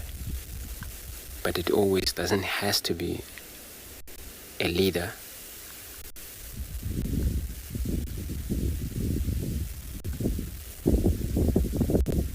Because then they lead nobody, no females amongst them.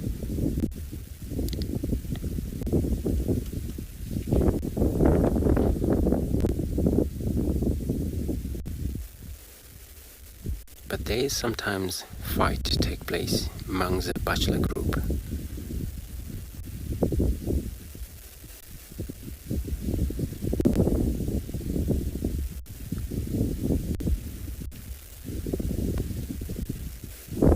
In that fight in a group, usually it's all our strategies and all of us practice the strength for the next approach challenges occurred when the dominant male that is dominating high rim in that time, you may have a little challenge from that male.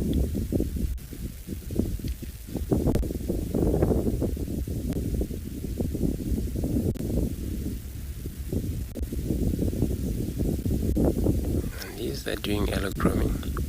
So grooming is one of the key animals in groups that do.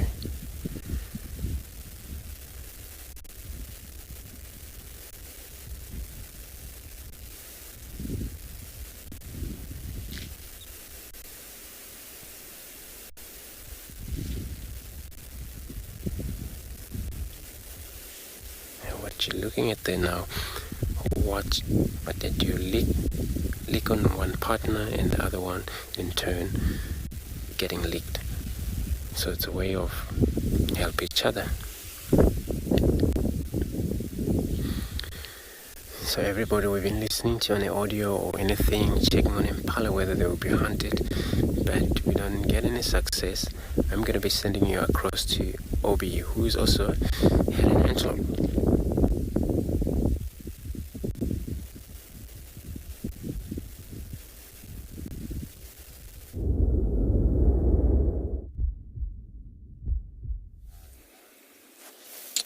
Back to the Kalahari. Now what we have here is some oryx. They look a little bit shaken, startled, for a better word. So I'm really now being convinced that something is going on around this block. mind you, these blocks can be very, very big here in the Kalahari. So look at that, they're very uneasy. Keep looking around and almost like trotting about. So I don't know what they know. I wish I did. And they're walking away from us, which means for me the threat would be behind them. So I'm going to be circling around the block now. So second species of the equation. It's all coming together slowly but surely, not as quick as what we want, but we're making progress. We're really making progress. I'm liking what I'm seeing now, and where this theorem of mine is taking me. So I'm hoping I'm very right. So we are going to continue rounding the block, and hopefully the next time we meet, I'll have something completing the puzzle. I'm almost there. I would say, let's say 2/3 of the puzzle is done. Let's keep driving. Hopefully I'm not too far. Feeling very lucky this morning.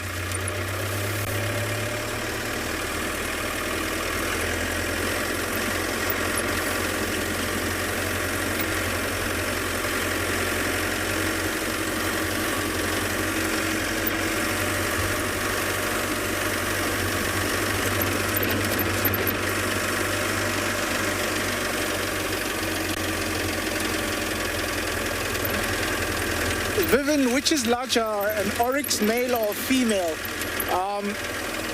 At first glance, when you look at them, you wouldn't really see much of a difference, but definitely the male is bigger. And also, if you look at the horn structure, the females would have longer horns, but they would be thinner, much thinner as compared to the males. And it's just a visual thing that from sight you see them as more striking and more intimidating. But remember, the males need the thickness of their horns so that when they fight themselves, the horns don't break, but they do break because of the force. You can imagine the weight of the body coming at that impact, and how thin or how thick those horns are. You're looking at about, if I had to make as a point of reference, about that size from the base. And usually where they break is midway to the thinnest part of those horns. So that's one way from a long distance, sorry for that, that you would be able to actually classify male and female, is by the thickness of the horns.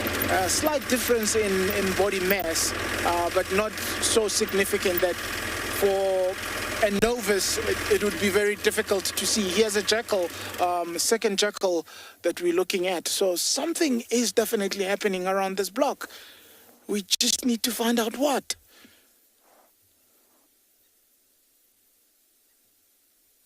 Good morning to you, Sunshine. Tell us what you know. Again, confirming that it's coming from the side of the block. Keeps looking back in that direction. Beautiful, beautiful. Alrighty.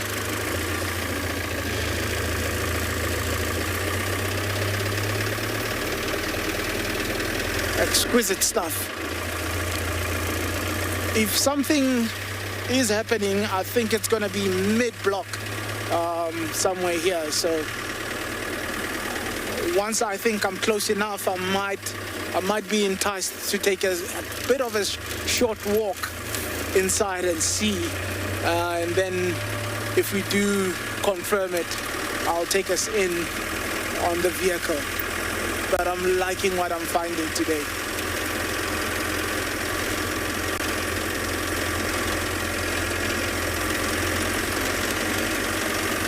And that's the beauty of trekking.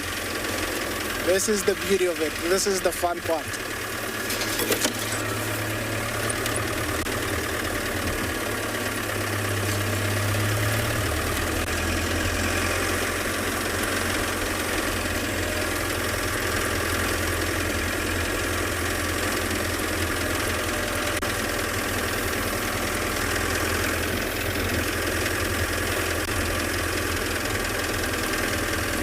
change direction a little bit going into the sun, which can be a bit tricky for trekking also, because now you have to look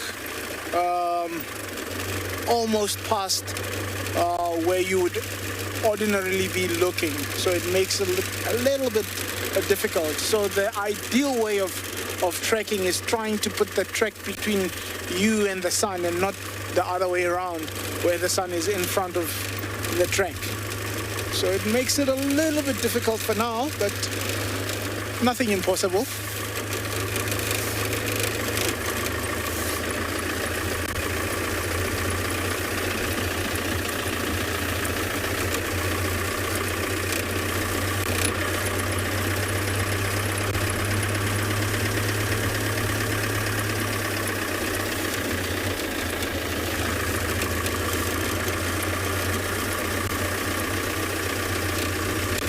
Jerome, is trekking an easy skill to learn? The fundamentals are very basic, and once you understand the fundamentals of trekking, then applying it makes trekking easy. But if you miss the fundamentals of trekking, like anything, the basics are the most important. Anything in life, the basics are the most important. So what I mean about the basics is, can you ID the trek? That's to start off with. So if you can start there by, are you competent enough to ID the trek? And are you sure that that trek that you think it is, then you've got your first box ticked. The second is, do you understand the animal behavior of that particular animal that you would be trekking? So once you found the trek, I did the trek, now do you understand the behavior of the animal? And if you do, that's your second box tick. So if you apply the two, that, okay, I'm trekking this, and in the norm, this is how this animal would behave, that would give you almost an indication of where you're going with your trekking. And trekking is you find your confirmation by process of elimination. So when I say process of elimination, you would say this is a cat, for example, based on the fact that you're finding 3 lobes, it's round, it's oval, or whatever, so it limits that to 2 or 3 species, and then you find other evidence of other things that would confirm your species, and then from there you take it that way. So it's just a process of elimination, and once you've started eliminating those kind of things, it leads you. It's a leading thing. It takes you to the next and the next until you find your animal. The other thing is timing. So is the trek fresh enough? Is it worth following on? And those kind of things. And timing comes with elements. Has the trek been exposed to the sun? Has there been wind over the last 24 hours? Those are things you should have at the back of your head. So you would also be able to analyze that based on that. These treks have now changed and gone in a different direction. So they're taking me back to where I'm coming from. So I'm going to turn around and try around where those jackals were. So on that point, we sending you over to another very beautiful location. Let me backtrack. Enjoy.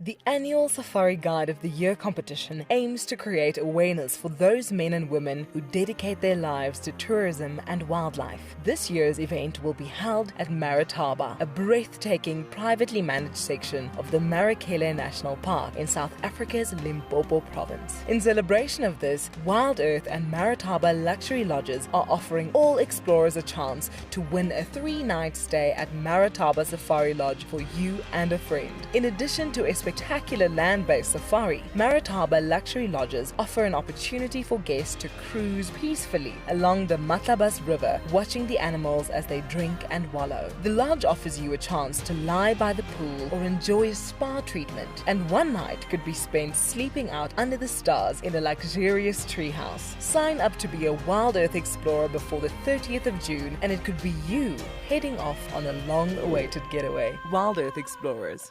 It's in your nature.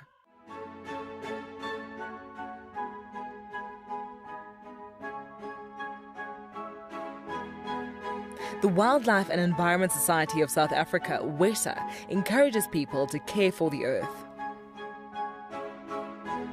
Through innovative projects, they aim to reverse the serious issues that we face in the world today. One of these projects is Green Coast, a proudly South African award for sensitive and well-managed coastal sites. This sustainability project protects our national coastlines while providing unemployed youth with a love for their environment and a hope for the future. WESA is a membership and volunteer-supported organisation. Every supporter is helping to change the only earth we have. Visit our website to see how you can help care for our earth. It's a huge privilege to be in these incredible places with these amazing animals. I love filming lions. When they do get up and do something, it's always spectacular. When they are playing, are incredibly fun to watch, especially subalterns and cubs. I love being in the bush and working in these incredible places with these amazing animals. We want to bring it to you so that you can almost feel like you're right there and be able to experience it and enjoy it the way we are.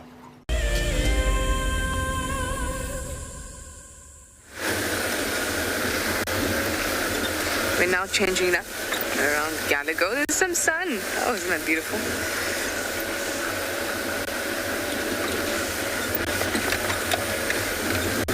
So we're going to take, I think, Gallagher Link, or Djuma Link, which is that second Gallagher shortcut, the one we call shortcut. It's actually called Djuma Link Road. And then in Mvubu and come back around and check it out here. That's because I found some male leopard tracks. They went into this block here. Again, they're nice-ish tracks, but they're not great tracks. But we'll just see where it takes us. It gives us a bit of direction, a bit of focus.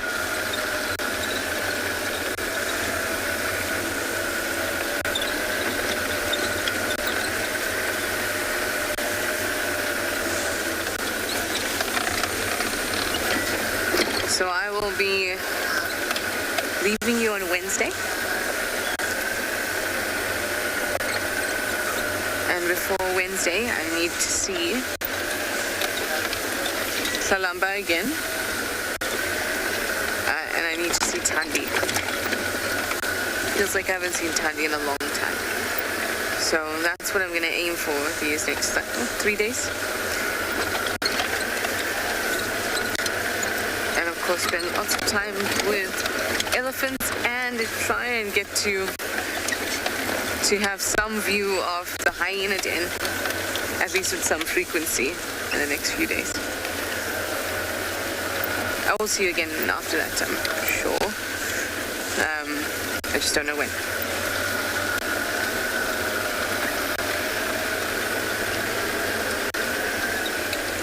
And what else? What else do I need to see? Some chameleons? Maybe an owl? Or a couple owls?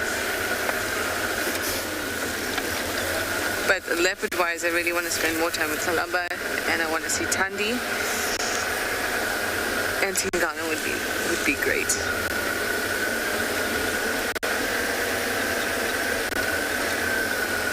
But otherwise, this stint we've had some really great and frequent leopard sightings. It's been, I think I've almost had as many leopard sightings as days, which is awesome. Normally, we don't always get to show you. Like I taught Span a second time and we couldn't actually show him to you. So I'm counting those two. But it's been a really, really good leopardy stint. So I hope it continues for the next few days.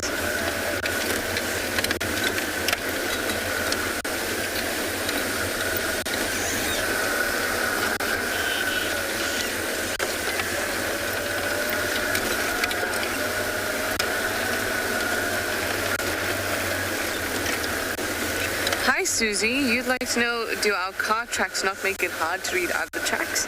So what we do is I can tell if there's tracks in the road by looking ahead of me. So if you just look in the road in front of me, you'll be able to see that there's only other vehicles' car tracks on it. Now, a predator's tracks are very obvious. So I'll be able to see that there are tracks in the road before I drive over them. And also, as you know, when you walk on the beach, you don't just leave one small section where you leave tracks, but the whole way as you walk. So if I see tracks there, I pick it up there in front of me, but they have been on the road the whole time, I would have driven over those existing tracks. But it wouldn't really matter because I've picked them up here. And then as we drive, so if I see there's tracks in front of me now like that, then I'll just move off to the side like this, and I'll be able to follow the tracks along here. Ideally, you don't want to drive over tracks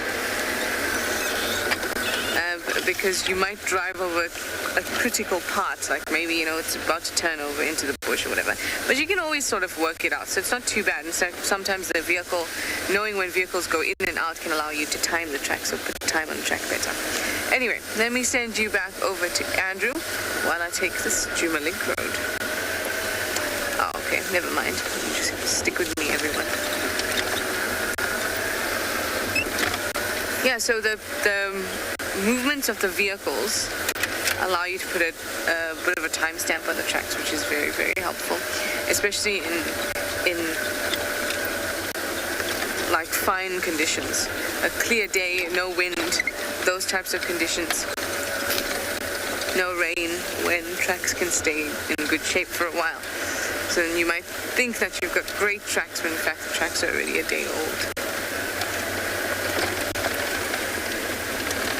Also, if you do find tracks in there over all the vehicle tracks, then you know, well, this is great. But sometimes that you can be tricked as well, because if I'm driving like this, I see tracks, I move a little like this, so I can see the tracks here, so I'm not driving over it. Then someone else comes along, and it looks as if this animal's tracks on top of all the other vehicle tracks, but then they've got to follow it for a little while until they realize that I've actually been avoiding the tracks to follow them. There's some other things that are important to kind of just remember, but sometimes you may forget, because trekking is like, it's an experience. It's not something you can just learn. You've got to really absorb so many different things that you start to pay attention to. For example, tracks of vegetation moving over the sand and over your track could indicate that the track was there before the wind picked up. So lots of weather associated little tricks or little hacks. And the other thing is something that you don't really think about but is really important, is if you see human shoe tracks near those tracks, someone else has already been there and checked them out and nothing's been reported. So that's an important one to remember too. You can also see with vehicle tracks, if you can see if a vehicle stopped, you can see where a vehicle has turned around. You just have to be paying attention to it. It's more about keeping tabs on what you've got to pay attention to, because you know what you're focusing on. You want to find these tracks, but you need to keep a list of things to pay attention to, and that's the type of thing that becomes second nature when you had experience tracking. But if you just go out there, you know, out of having written down everything I've said and gone out into the bush and start tracking, you can have a tough time. Okay, Mandy, you'd like to know if I can tell whose tracks are whose. Depends. So Tingana's got one of his claws that he can't pull in. It's always extended.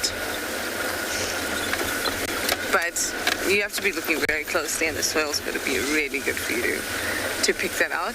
It's not something I've been able to do, but if it's perfect conditions and you're really looking carefully at the track, you'd be able to see that. Kara has very small tracks. Smaller than any other female leopard tracks I've seen around. Yes, I can tell her tracks quite easily.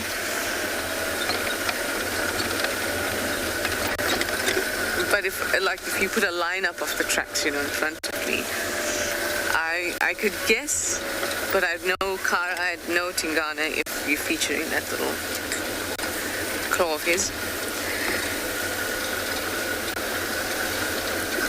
I used like a Hukumuri's one, so I used to be able to see his because he seemed his were quite square and less elongated. But it's a very, very, very difficult thing to do, and that's just because I got to compare the leopards that I know. If you brought in other leopards tracks, I'd never be able to pick out the ones we know from, others that I've never seen. Well, we're on the boundary now. We're going to do Mvubu next and see what we find there.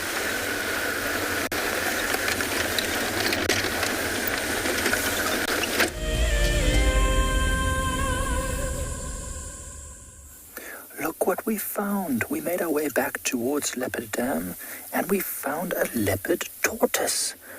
Now it's hiding away at the moment, or it probably was hiding away, but it looks like something like an elephant or a buffalo or something came along and started eating this grass or doing something, and it's exposed its little hiding spot. This tortoise is not moving. It's very cold this morning, and it's a reptile, of course, so it is doing its best to stay as still as possible. It's tucked all the way in there, trying to avoid losing any fluids and also stay as warm as possible. There's not much food for a tortoise at this time of year, so it needs to stop moving as much as possible so that it can conserve energy. And this one is probably going through something that we call estivation, which is basically summertime or warm weather hibernation, where it basically will reduce its metabolism by staying as still as possible. Now you can actually see this one is in there, so I actually wondered if it was still okay. But if you look at the front there, I don't know if you'll be able to see it. I don't want to disturb this tortoise too much, but you can see its legs just in there creating a shield, and its head is pulled right into its body and hiding in there. So it's really hibernating or estivating. And we don't want to disturb it too much because tortoises and terrapins have a defense mechanism where they squirt out this very, very foul-smelling liquid from a sac in their body that's called the bursa. And now the bursa is there as a resource, like a reservoir of liquid or moisture that they can draw on in these very, very dry times. So if we would handle this tortoise, there's a chance it would squirt out its bursa at us, which smells really bad, and in doing so, lose that very important moisture resource. And now we're right next to Leopard Dam, so it could potentially be able to replenish that if it needed to, but it's very cold, and we don't want it to have to get up and use energy, so I'm going to leave this tortoise just here. I might even actually just lift some of the grass just to try and hide it a bit more. But wonderful. So glad we're able to see it.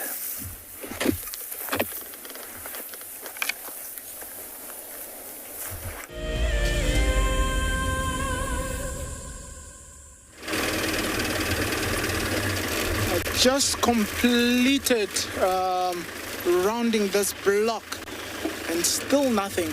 So what I am actually thinking about is pick up the last track and maybe get in by foot. I mean, these tracks are still very, very fresh. So I'm convinced we're not too far. I'm just gonna finish this block just to the point where I last saw the tracks going in and see what the tracks say to me.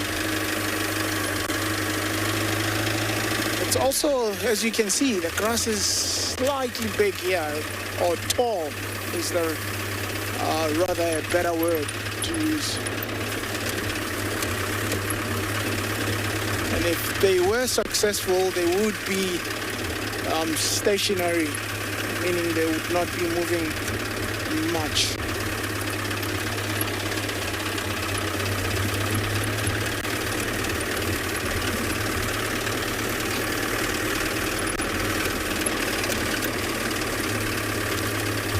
Bobby Blue, are cheetahs scared of jackals?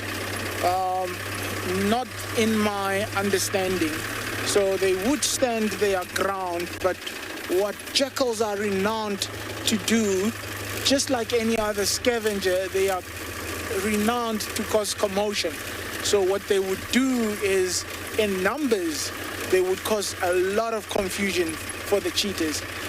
So what they would do is one would almost walk directly towards where their carcass is, if there is a carcass there, obviously in hopes that it gets attention while the others do something else on the other side. And that way they would eventually almost get something out of that situation. Hyenas would do the same, but in this case, hyenas would rank higher in intimidation to the cheetahs. And obviously for cheetahs also, I mean, once the jackals get there, they don't want to use a lot of energy trying to chase them around and so on. So if it gets too much, then they would rather let those jackals actually feed without trying to chase them much. But if it's just a fresh kill, they'll try eat as much and sustain themselves first before they let that happen. But should it be something like a hyena, obviously, then they don't want to risk injury. They would rather let the carcass go, and then they would hunt at the later stage. Obviously, it takes a lot of energy for them to try redo the hunt.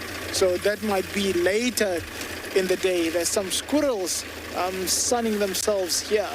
So obviously they don't feel there's any sort of threat around for them. Look at how they've fluffed themselves there, just on the entrances of the barrow system. Now they're getting our attention.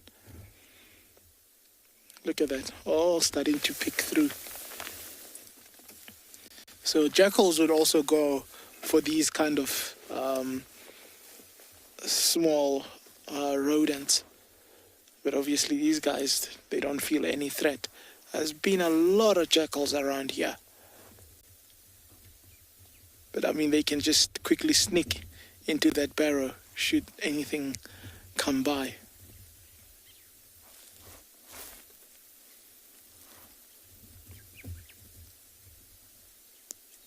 This is also how meerkats would also establish barrow systems, is because of ground squirrels like that starting such a beautiful barrow system out in the open. Sun catches it first thing in the morning. So if there were meerkats around here, they would also show interest.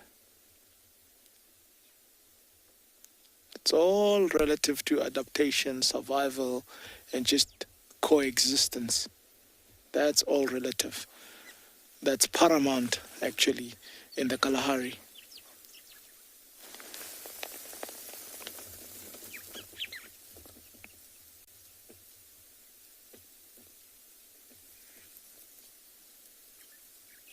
These are the only actually squirrels that we get, your ground squirrels in the Kalahari.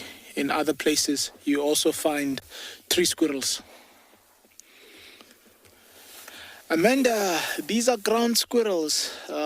Your question being, can these squirrels climb trees? So you get two kinds of squirrels, your tree squirrel and your ground squirrel. So this is your southern ground squirrel. You see that stripe on the side, very fluffed tail that they sometimes even use as an umbrella when it's too hot. They'll fluff it out and point it in the direction of the sun with the tail making a shadow over them. Whereas your tree squirrel is actually more yellow or fawn in color, and they would climb trees. So two different distinct species. These are ground dwellers, and that's why they would make these barrow systems in the ground. So I hope that answers your question there about can they climb trees. Two different sets of behaviors and social structure. Very, very beautiful.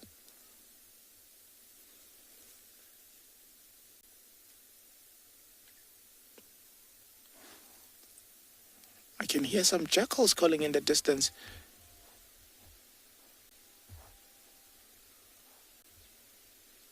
Too faint for our mic to pick it up, but definitely with my naked ear I can hear some jackals calling in the distance.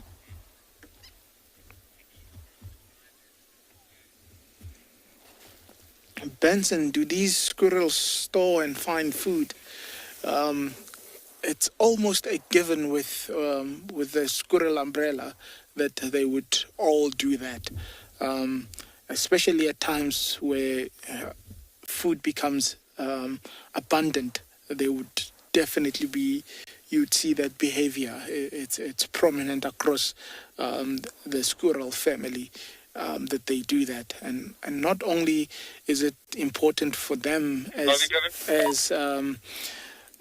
to hide food for later, but they can also use it later as gifts and to try attract or entice copulation. So it's a very interesting behavior that they do display.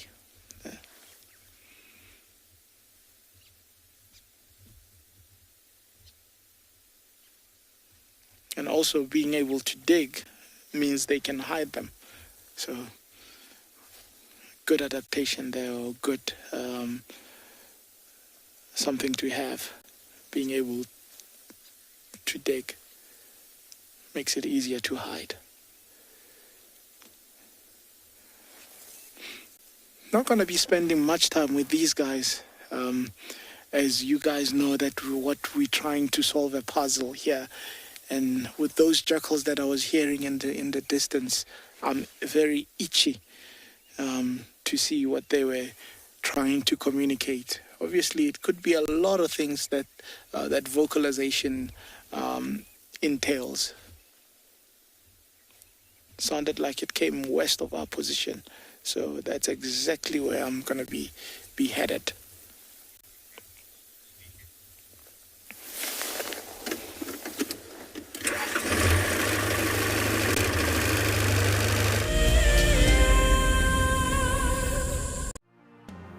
Hello everyone, my name is Elmarie and I'm very excited about this drive.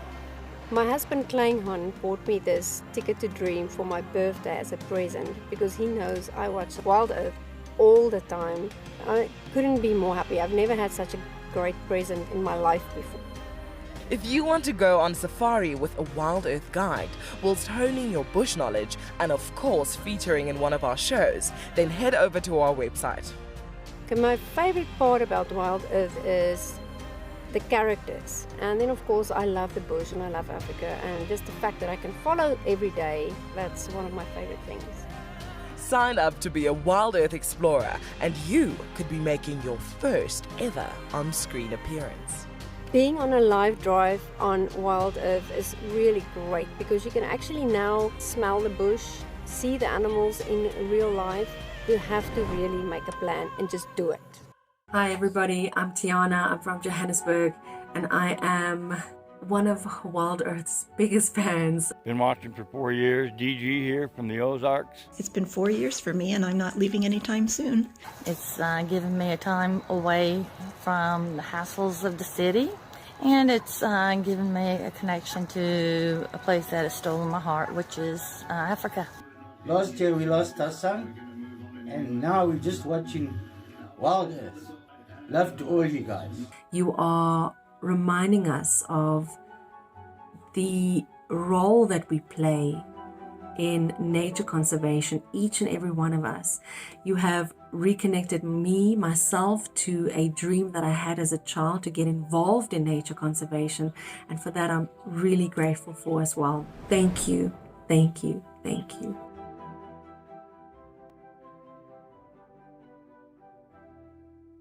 My name is Steve, and one of my favorite things at Wild Earth is getting questions from you. The type of questions that I really like are those ones that really help us to unpack and understand and really integrate the ecological knowledge and fully appreciate the importance that animals such as these Cape buffalo bring to the ecosystem. If you want to ask a question on Wild Earth, you're going to have to register on the website. But once registered, just head on over to the live safari page and enter your question under the live feed.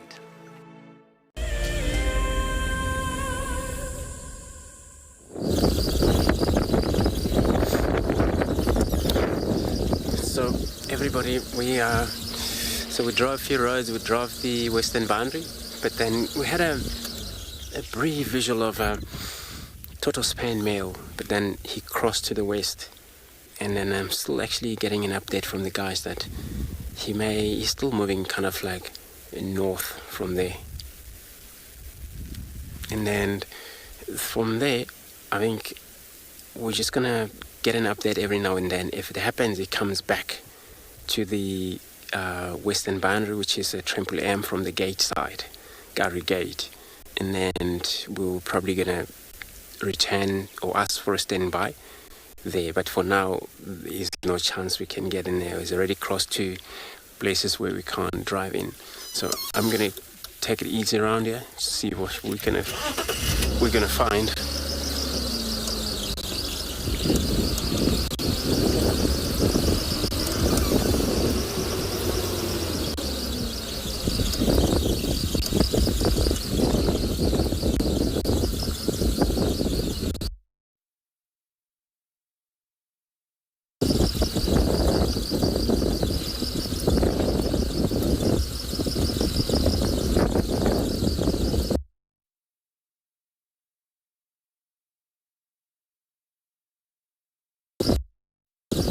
We'll get to see him again, because then I only saw the tail and then of course the guys that actually had a good view of him and identify him as a tortoise-pan male, which I haven't really met him yet. So I'm going to keep trying, and I'm going to be sending you across to Trishal again.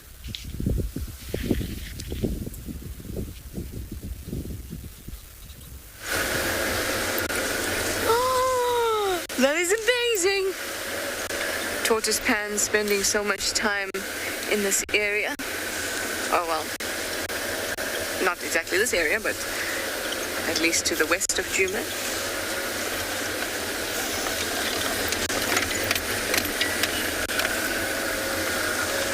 It has cleared up very nicely, which we're all very thankful for. The sunlight is now warming us up. And when the sunlight is warming us up, it means that the sunlight is warming up other little creatures like dwarf mongoose. They usually were at this, I have seen them at this time around a lot. But as I was approaching, I was watching, hoping that they would get their cue when I said the warming up of them, but they didn't. So we're going to drive past, see where else we can find some. We might even see some lizards. They'd be warming up. We're just gonna wait here to see if the wax balls will be good to us. Oh, of course they all want to go down behind us. Move this way, move this way.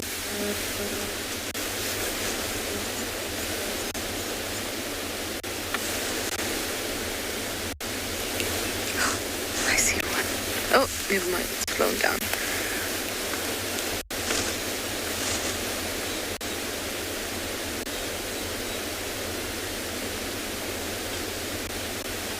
wax balls fly out into the open area so we can show everybody exactly what you look like. Just how cute you guys are.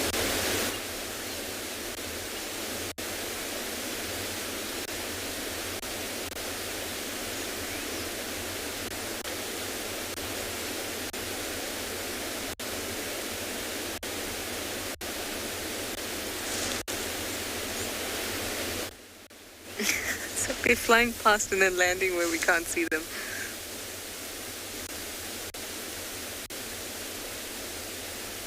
At least you can hear them. Very soft, high-pitched. There we go. Let's try this.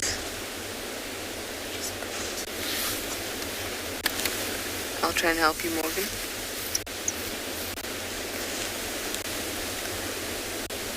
Oh, it's gone. There on the bottom.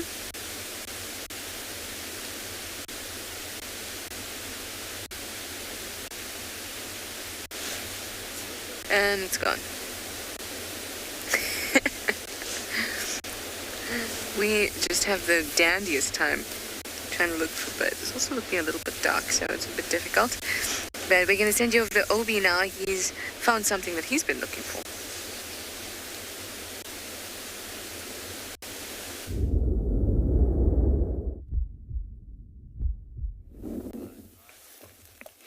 Oh, well.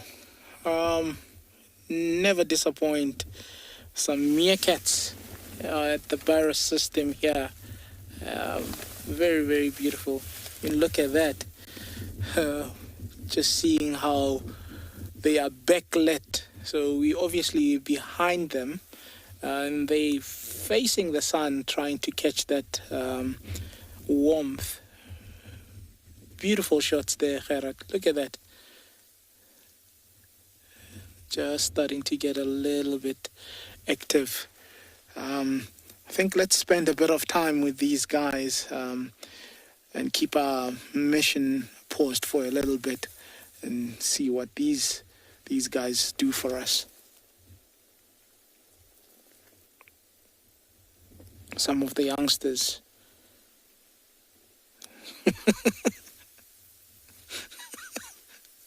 Pulling its tail there. Beautiful. Yeah, the youngsters are not very interested in warming themselves up. They want something to eat. Look at that. Already just getting dirty and just trying to look for something there.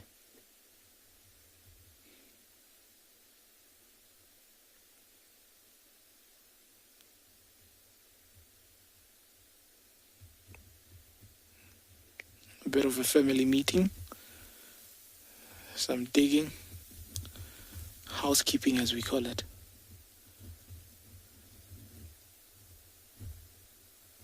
Lighting is just exceptional. Look at that.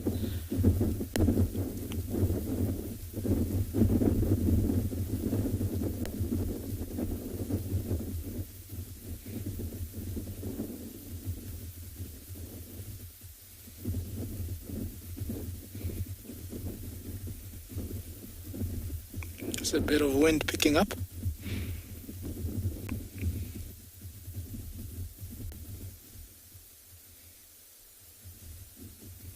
So it's important that they do what they're doing with the wind picking up so that it doesn't blow that sand back into the barrows. That's why they're digging like that.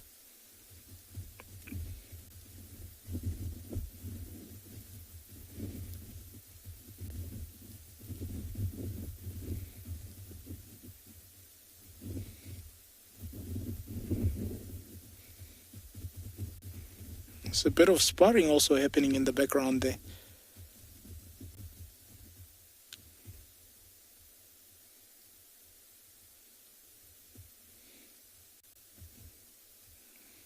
It's important what they are doing by sparring like that. Just keeping the hierarchy intact.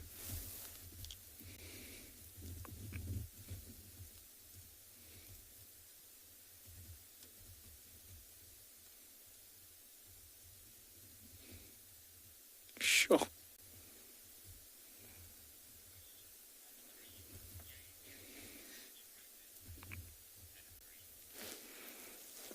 Anna Marie, which group of meerkats this is? This is the rock stars. These are the rock stars. So we are a little bit south of the reserve. Usually the rock stars and the horses would collide. So not too far from where the horses would also coexist. But this is the most southern barrow system that I know that these rockstars often occupy. And then all the other barrow systems from here would be north and east of our position.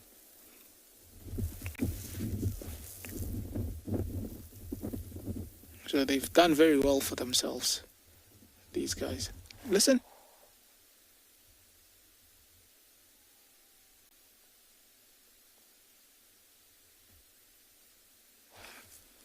I think that was jackals, but not the same as what we were trying to follow up on. That sounded a little bit more further. But immediately you could see picked up on that. You could see two of the adults immediately looked at that. Yeah, it was very far. Look at how, very vigilant. Look at that. Immediately they just turn and concentrate on what they thought they heard. I would like to understand or know precisely how these guys, in comparison to human hearing, their hearing is. It's exquisite and exceptional to see that you would be at a barrow system like this, and all of a sudden they all turn to one direction, and you look and investigate, and you see something in the far distance, and you wonder how.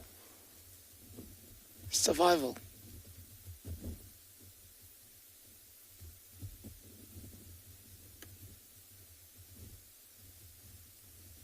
Amazing.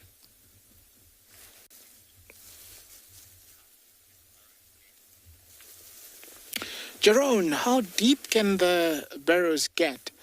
So they won't go straight down. They would almost make like a J formation going down, and you're looking at anything up to about half a meter, which is like 45 to 50 centimeters going down. But then they can drag for a long time. Not going down, but going horizontal.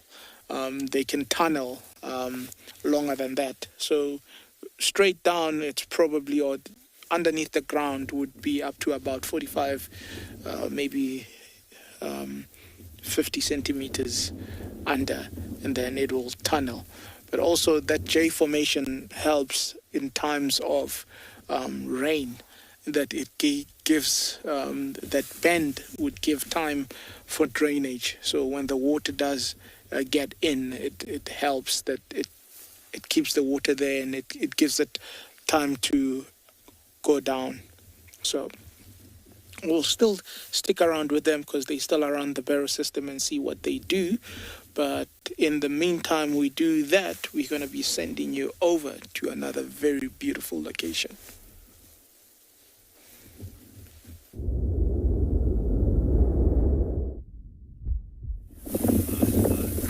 We made our way back towards Leopard Dam, and on our way in, we startled a herd of impala that ran off and actually sent this young elephant bull charging off into the distance. But he's made his way back now. And he's having a little bit of a drink on the southern edge of the dam. Now, as we've said before many times, when one elephant arrives, usually more are not far behind, and it does keep stopping every now and again and opening his ears and looking there towards the west. So I wonder if maybe from northwest somewhere there are more elephants on their way. It's quite possible. This elephant is turning its trunk towards us as well, so perhaps it can hear or smell us just a little bit. Unlikely, because of the wind blowing increasingly constantly from west to east.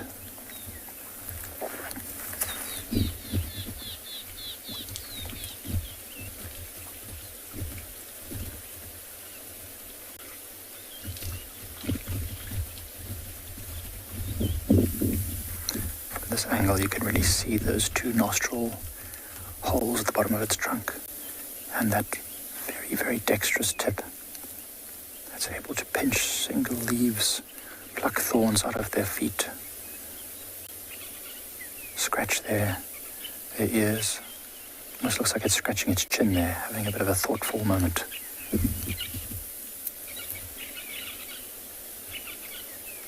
Now he's going to suck a little bit of water up.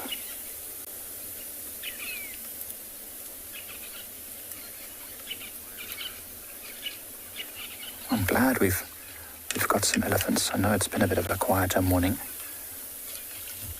but sometimes you need mornings like this. I think it's going to be very windy this afternoon and this evening, so things could hot up in terms of the action on drives and walks.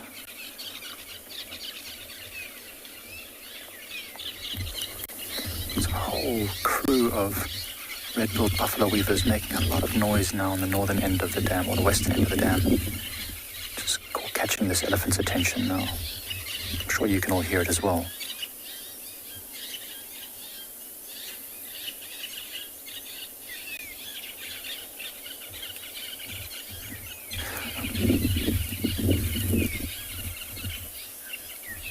Nanu, it is a beautiful elephant bull. It's a young elephant bull. I can't really tell how old it is. It's very difficult without references with other elephants around. But it's certainly not an old bull. I'm sure there are other elephant bulls around here who we will often socialize with.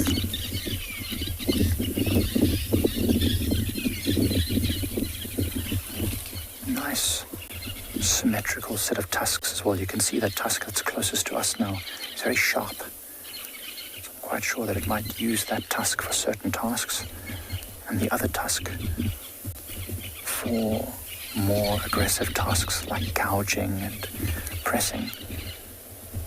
Whichever tusk is more blunt is the one that's usually used for those kind of tasks.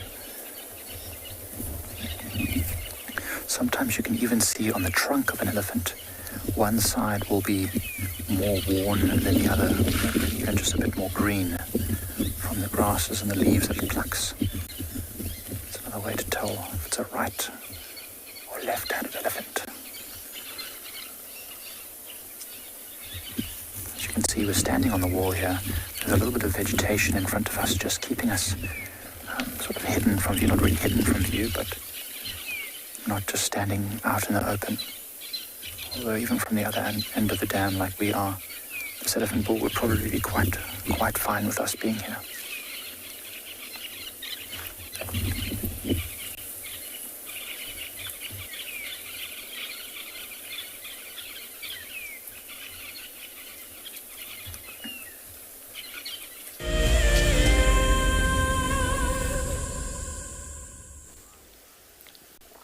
So everybody, we are still in the area, and then we could actually hear the audio of the car going. So it looks like that total span male, he was moving north, and then in that case he's probably entering the Simambile property, and I'm still around here, which I'm hoping to meet him soon if it's possible, if I don't lose him, because they're actually driving through this drainage line system. Sometimes they lost visual and they picked him up again, so every now and then.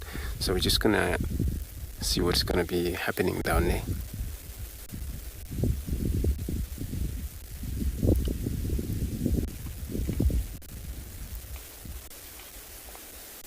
Still could hear the vehicles going. We also saw a lot of his tracks, but probably during the night.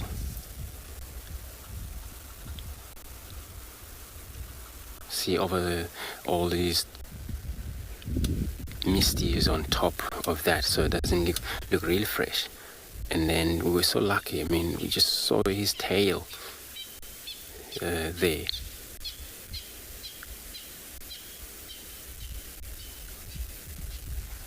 So hopefully we get to see him soon. Whenever there's a gap, we're gonna get ourselves into that position to look at him.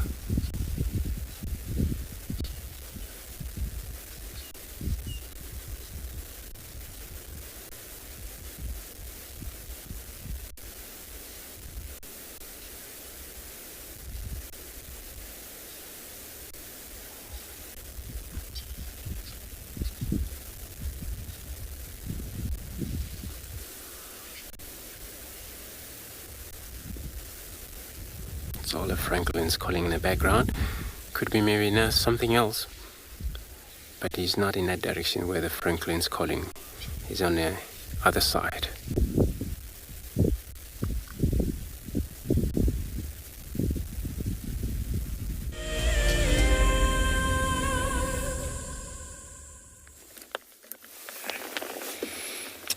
Foraging has started. You can see these youngsters were not willing to wait in the sun a lot, so they've just gone and started foraging, starting to spread a little bit. Obviously, this must be an area where they've been successful in the last day or so. So it's going to be interesting to see what they come out with there.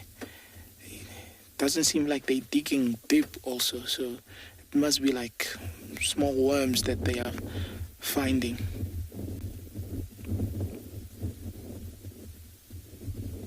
Still one though cleaning one of the barrows, but definitely the youngsters hungry.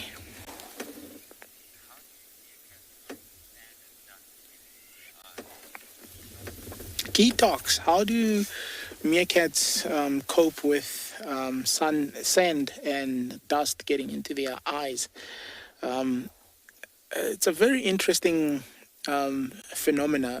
Sometimes when you do take photos of these animals, you sometimes just by luck catch a membrane. It's almost like a white membrane that they would run through the eye, or as they almost like close the eye, and that's what actually cleans the eye or the lens. And when they dig, sometimes that's what you would also get, that it protects the eye, that membrane. It does have a name. It just I can't think of it right now. That membrane. It's almost like it makes the eye almost opaque or milky or blurry. That membrane that I'm talking about. I'll just have to find the name again. I know the name, I just can't think of it at the top of my head now. And that's how they would actually keep the sand and the dust out of their eyes. Like now, what's happening? Look at that.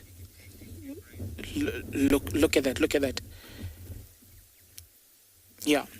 So, thank you very much. Yeah, that's the name that I was looking for. It's the nectating membrane. Thank you very much. Sometimes you almost get a brain freeze where you're not getting what you wanting to say. Thank you very much there. But that nectating membrane helps them take care of their eye. I mean, there's so many things that if you think of it as adaptations or as survivals, it all makes sense how and why they are there.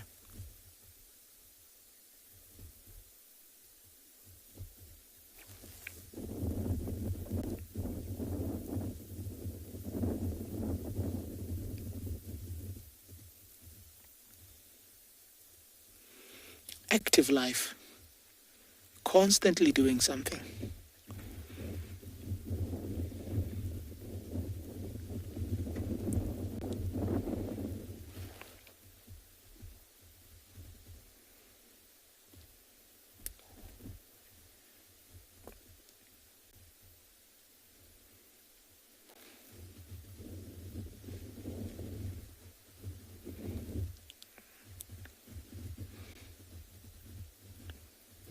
That is some frantic digging there.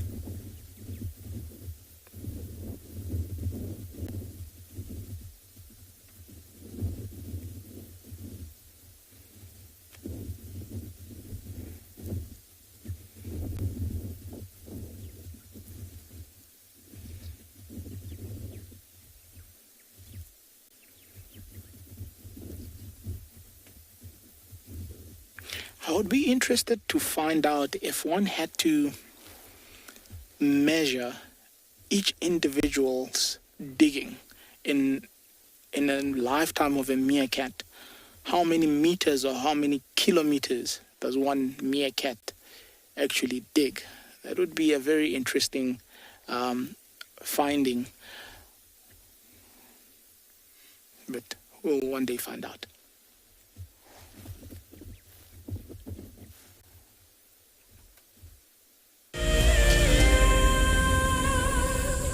As the sun goes down in Africa, for many, the day has just begun. Wild Earth is ready for the next brand new concept, and this time, it's at night. A specialized thermal drone will take to the air under the cover of darkness. As it flies above the bush, it will be searching for hotspots on the ground.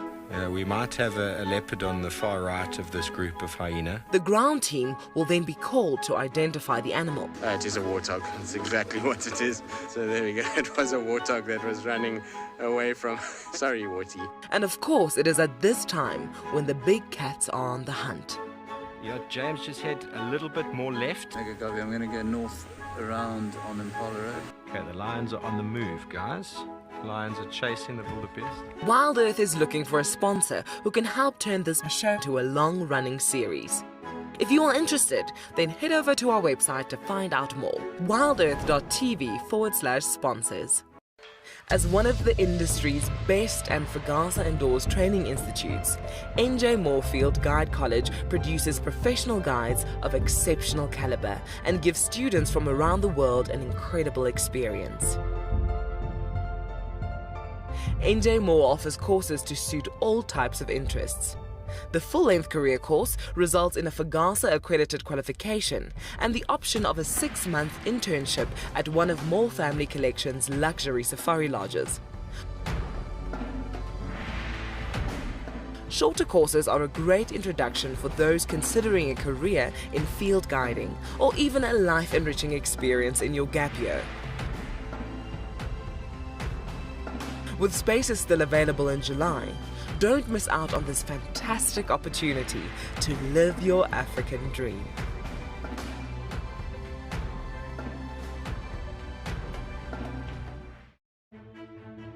Hi everyone, my name's Daniel Fisher and I'm going to be your guide this afternoon. I'm looking really forward to taking you through and showing you all the beautiful places here at And Beyond Ngala. If you have any questions, please register on our website. Once registered, go to the live page feed and post your questions underneath the live feed. Join me on my next safari through And Beyond Ngala on Wild Earth. Send me live questions through the Wild Earth website and I'll answer them live from the African bush.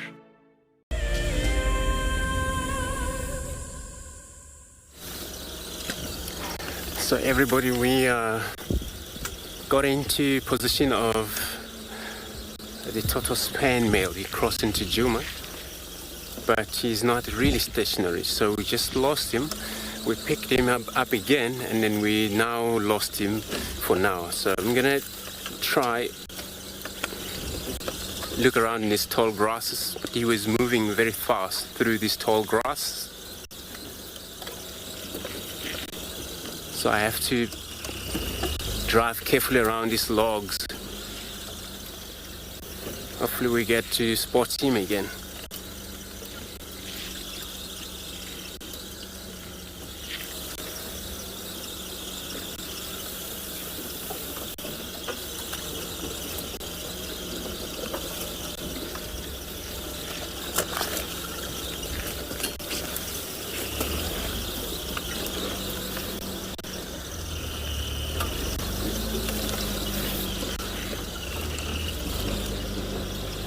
And then looks like he's actually highly mobile.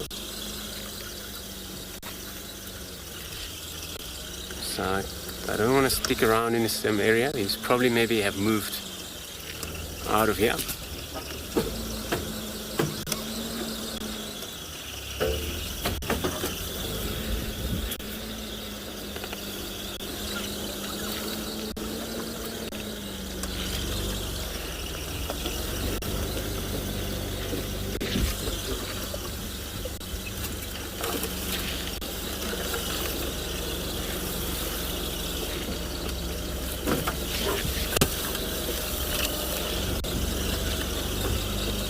Whether maybe he's behind another scented trail for another leopard.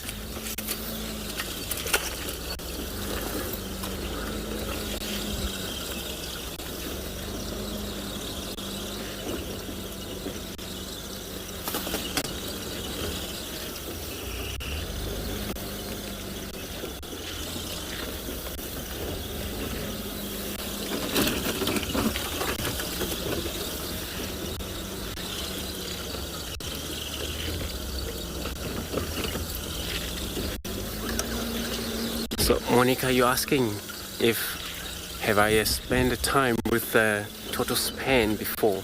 No, actually this is my first sighting of him, and I was so excited. The first time we spotted him and he disappeared, and the guys just told me that it was him. But I was always hoping to meet him.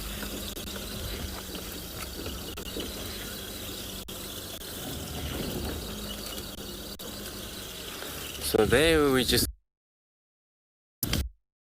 lost him. It's a little bit of a drainage line system where we think he may sometimes have moved maybe along that, but inside. And there we can't drive in the middle of that. We just have to get an open section where we can able to look out for him again, which we're doing right now.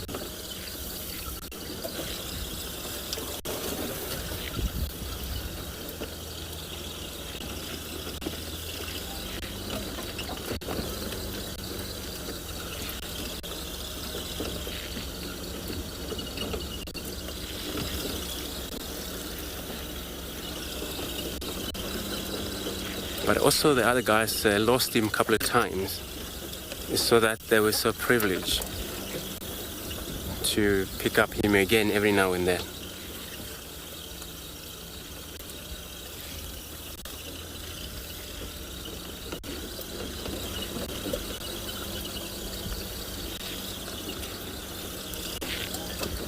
Yeah, I'm only checking, but I'm gonna check the axis where we had Impala. It's not far from here. Just hoping that probably either come out there, you never know.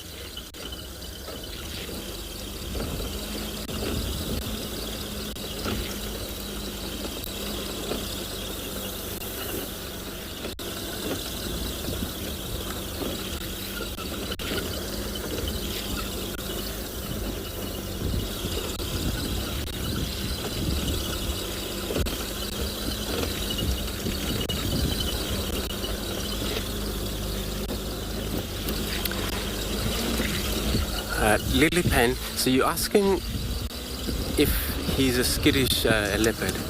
What I just saw there, he was not actually more relaxed.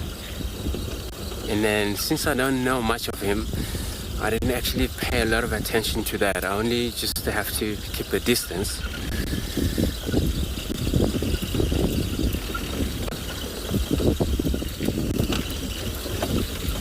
But I found out about his status of what kind of male is he. Whether he's shy, whether he's so relaxed with the vehicles, whether he doesn't like companies.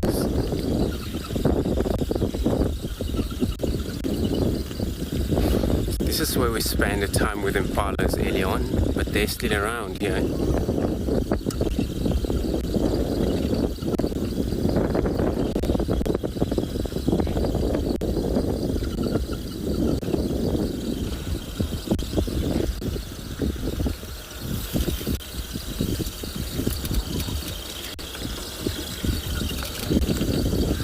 So for now, since we got Impala on our right hand side, it's fine. I'm only looking for him. So I'm going to drive the road, but I'm going to keep my eye open on my left hand side in case he's already making his approach to these Impalas.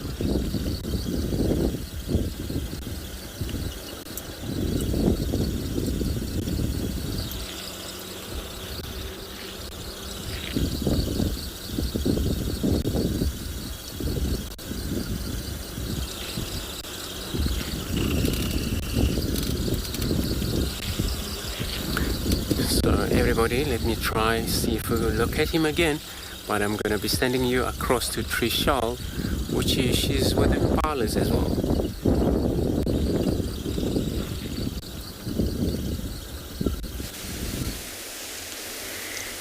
Well, we hope that Andrew will be able to find a tortoise pan. It's amazing you give up on looking for a leopard when they take you through the thick stuff, and you've been searching and searching and searching. It's going to take you a while to get out of the block, and then finally you do. And most of the time I found that I come out onto the road, and then it's like the animal's there on the road too. Well, let's hope that Andrew can be lucky in that way. Here there's some young males and some, like I've said, the groups are starting to coalesce back into those mixed herds of Impala, but there were a couple young males that were having a go at each other there near the cricket field that was a little behind us. Not an actual cricket field, as you know, a field that looks like a cricket field.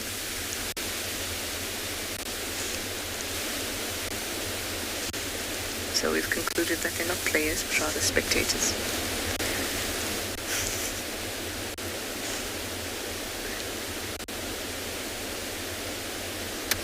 One of the youngsters got a good jab or two in, I must say.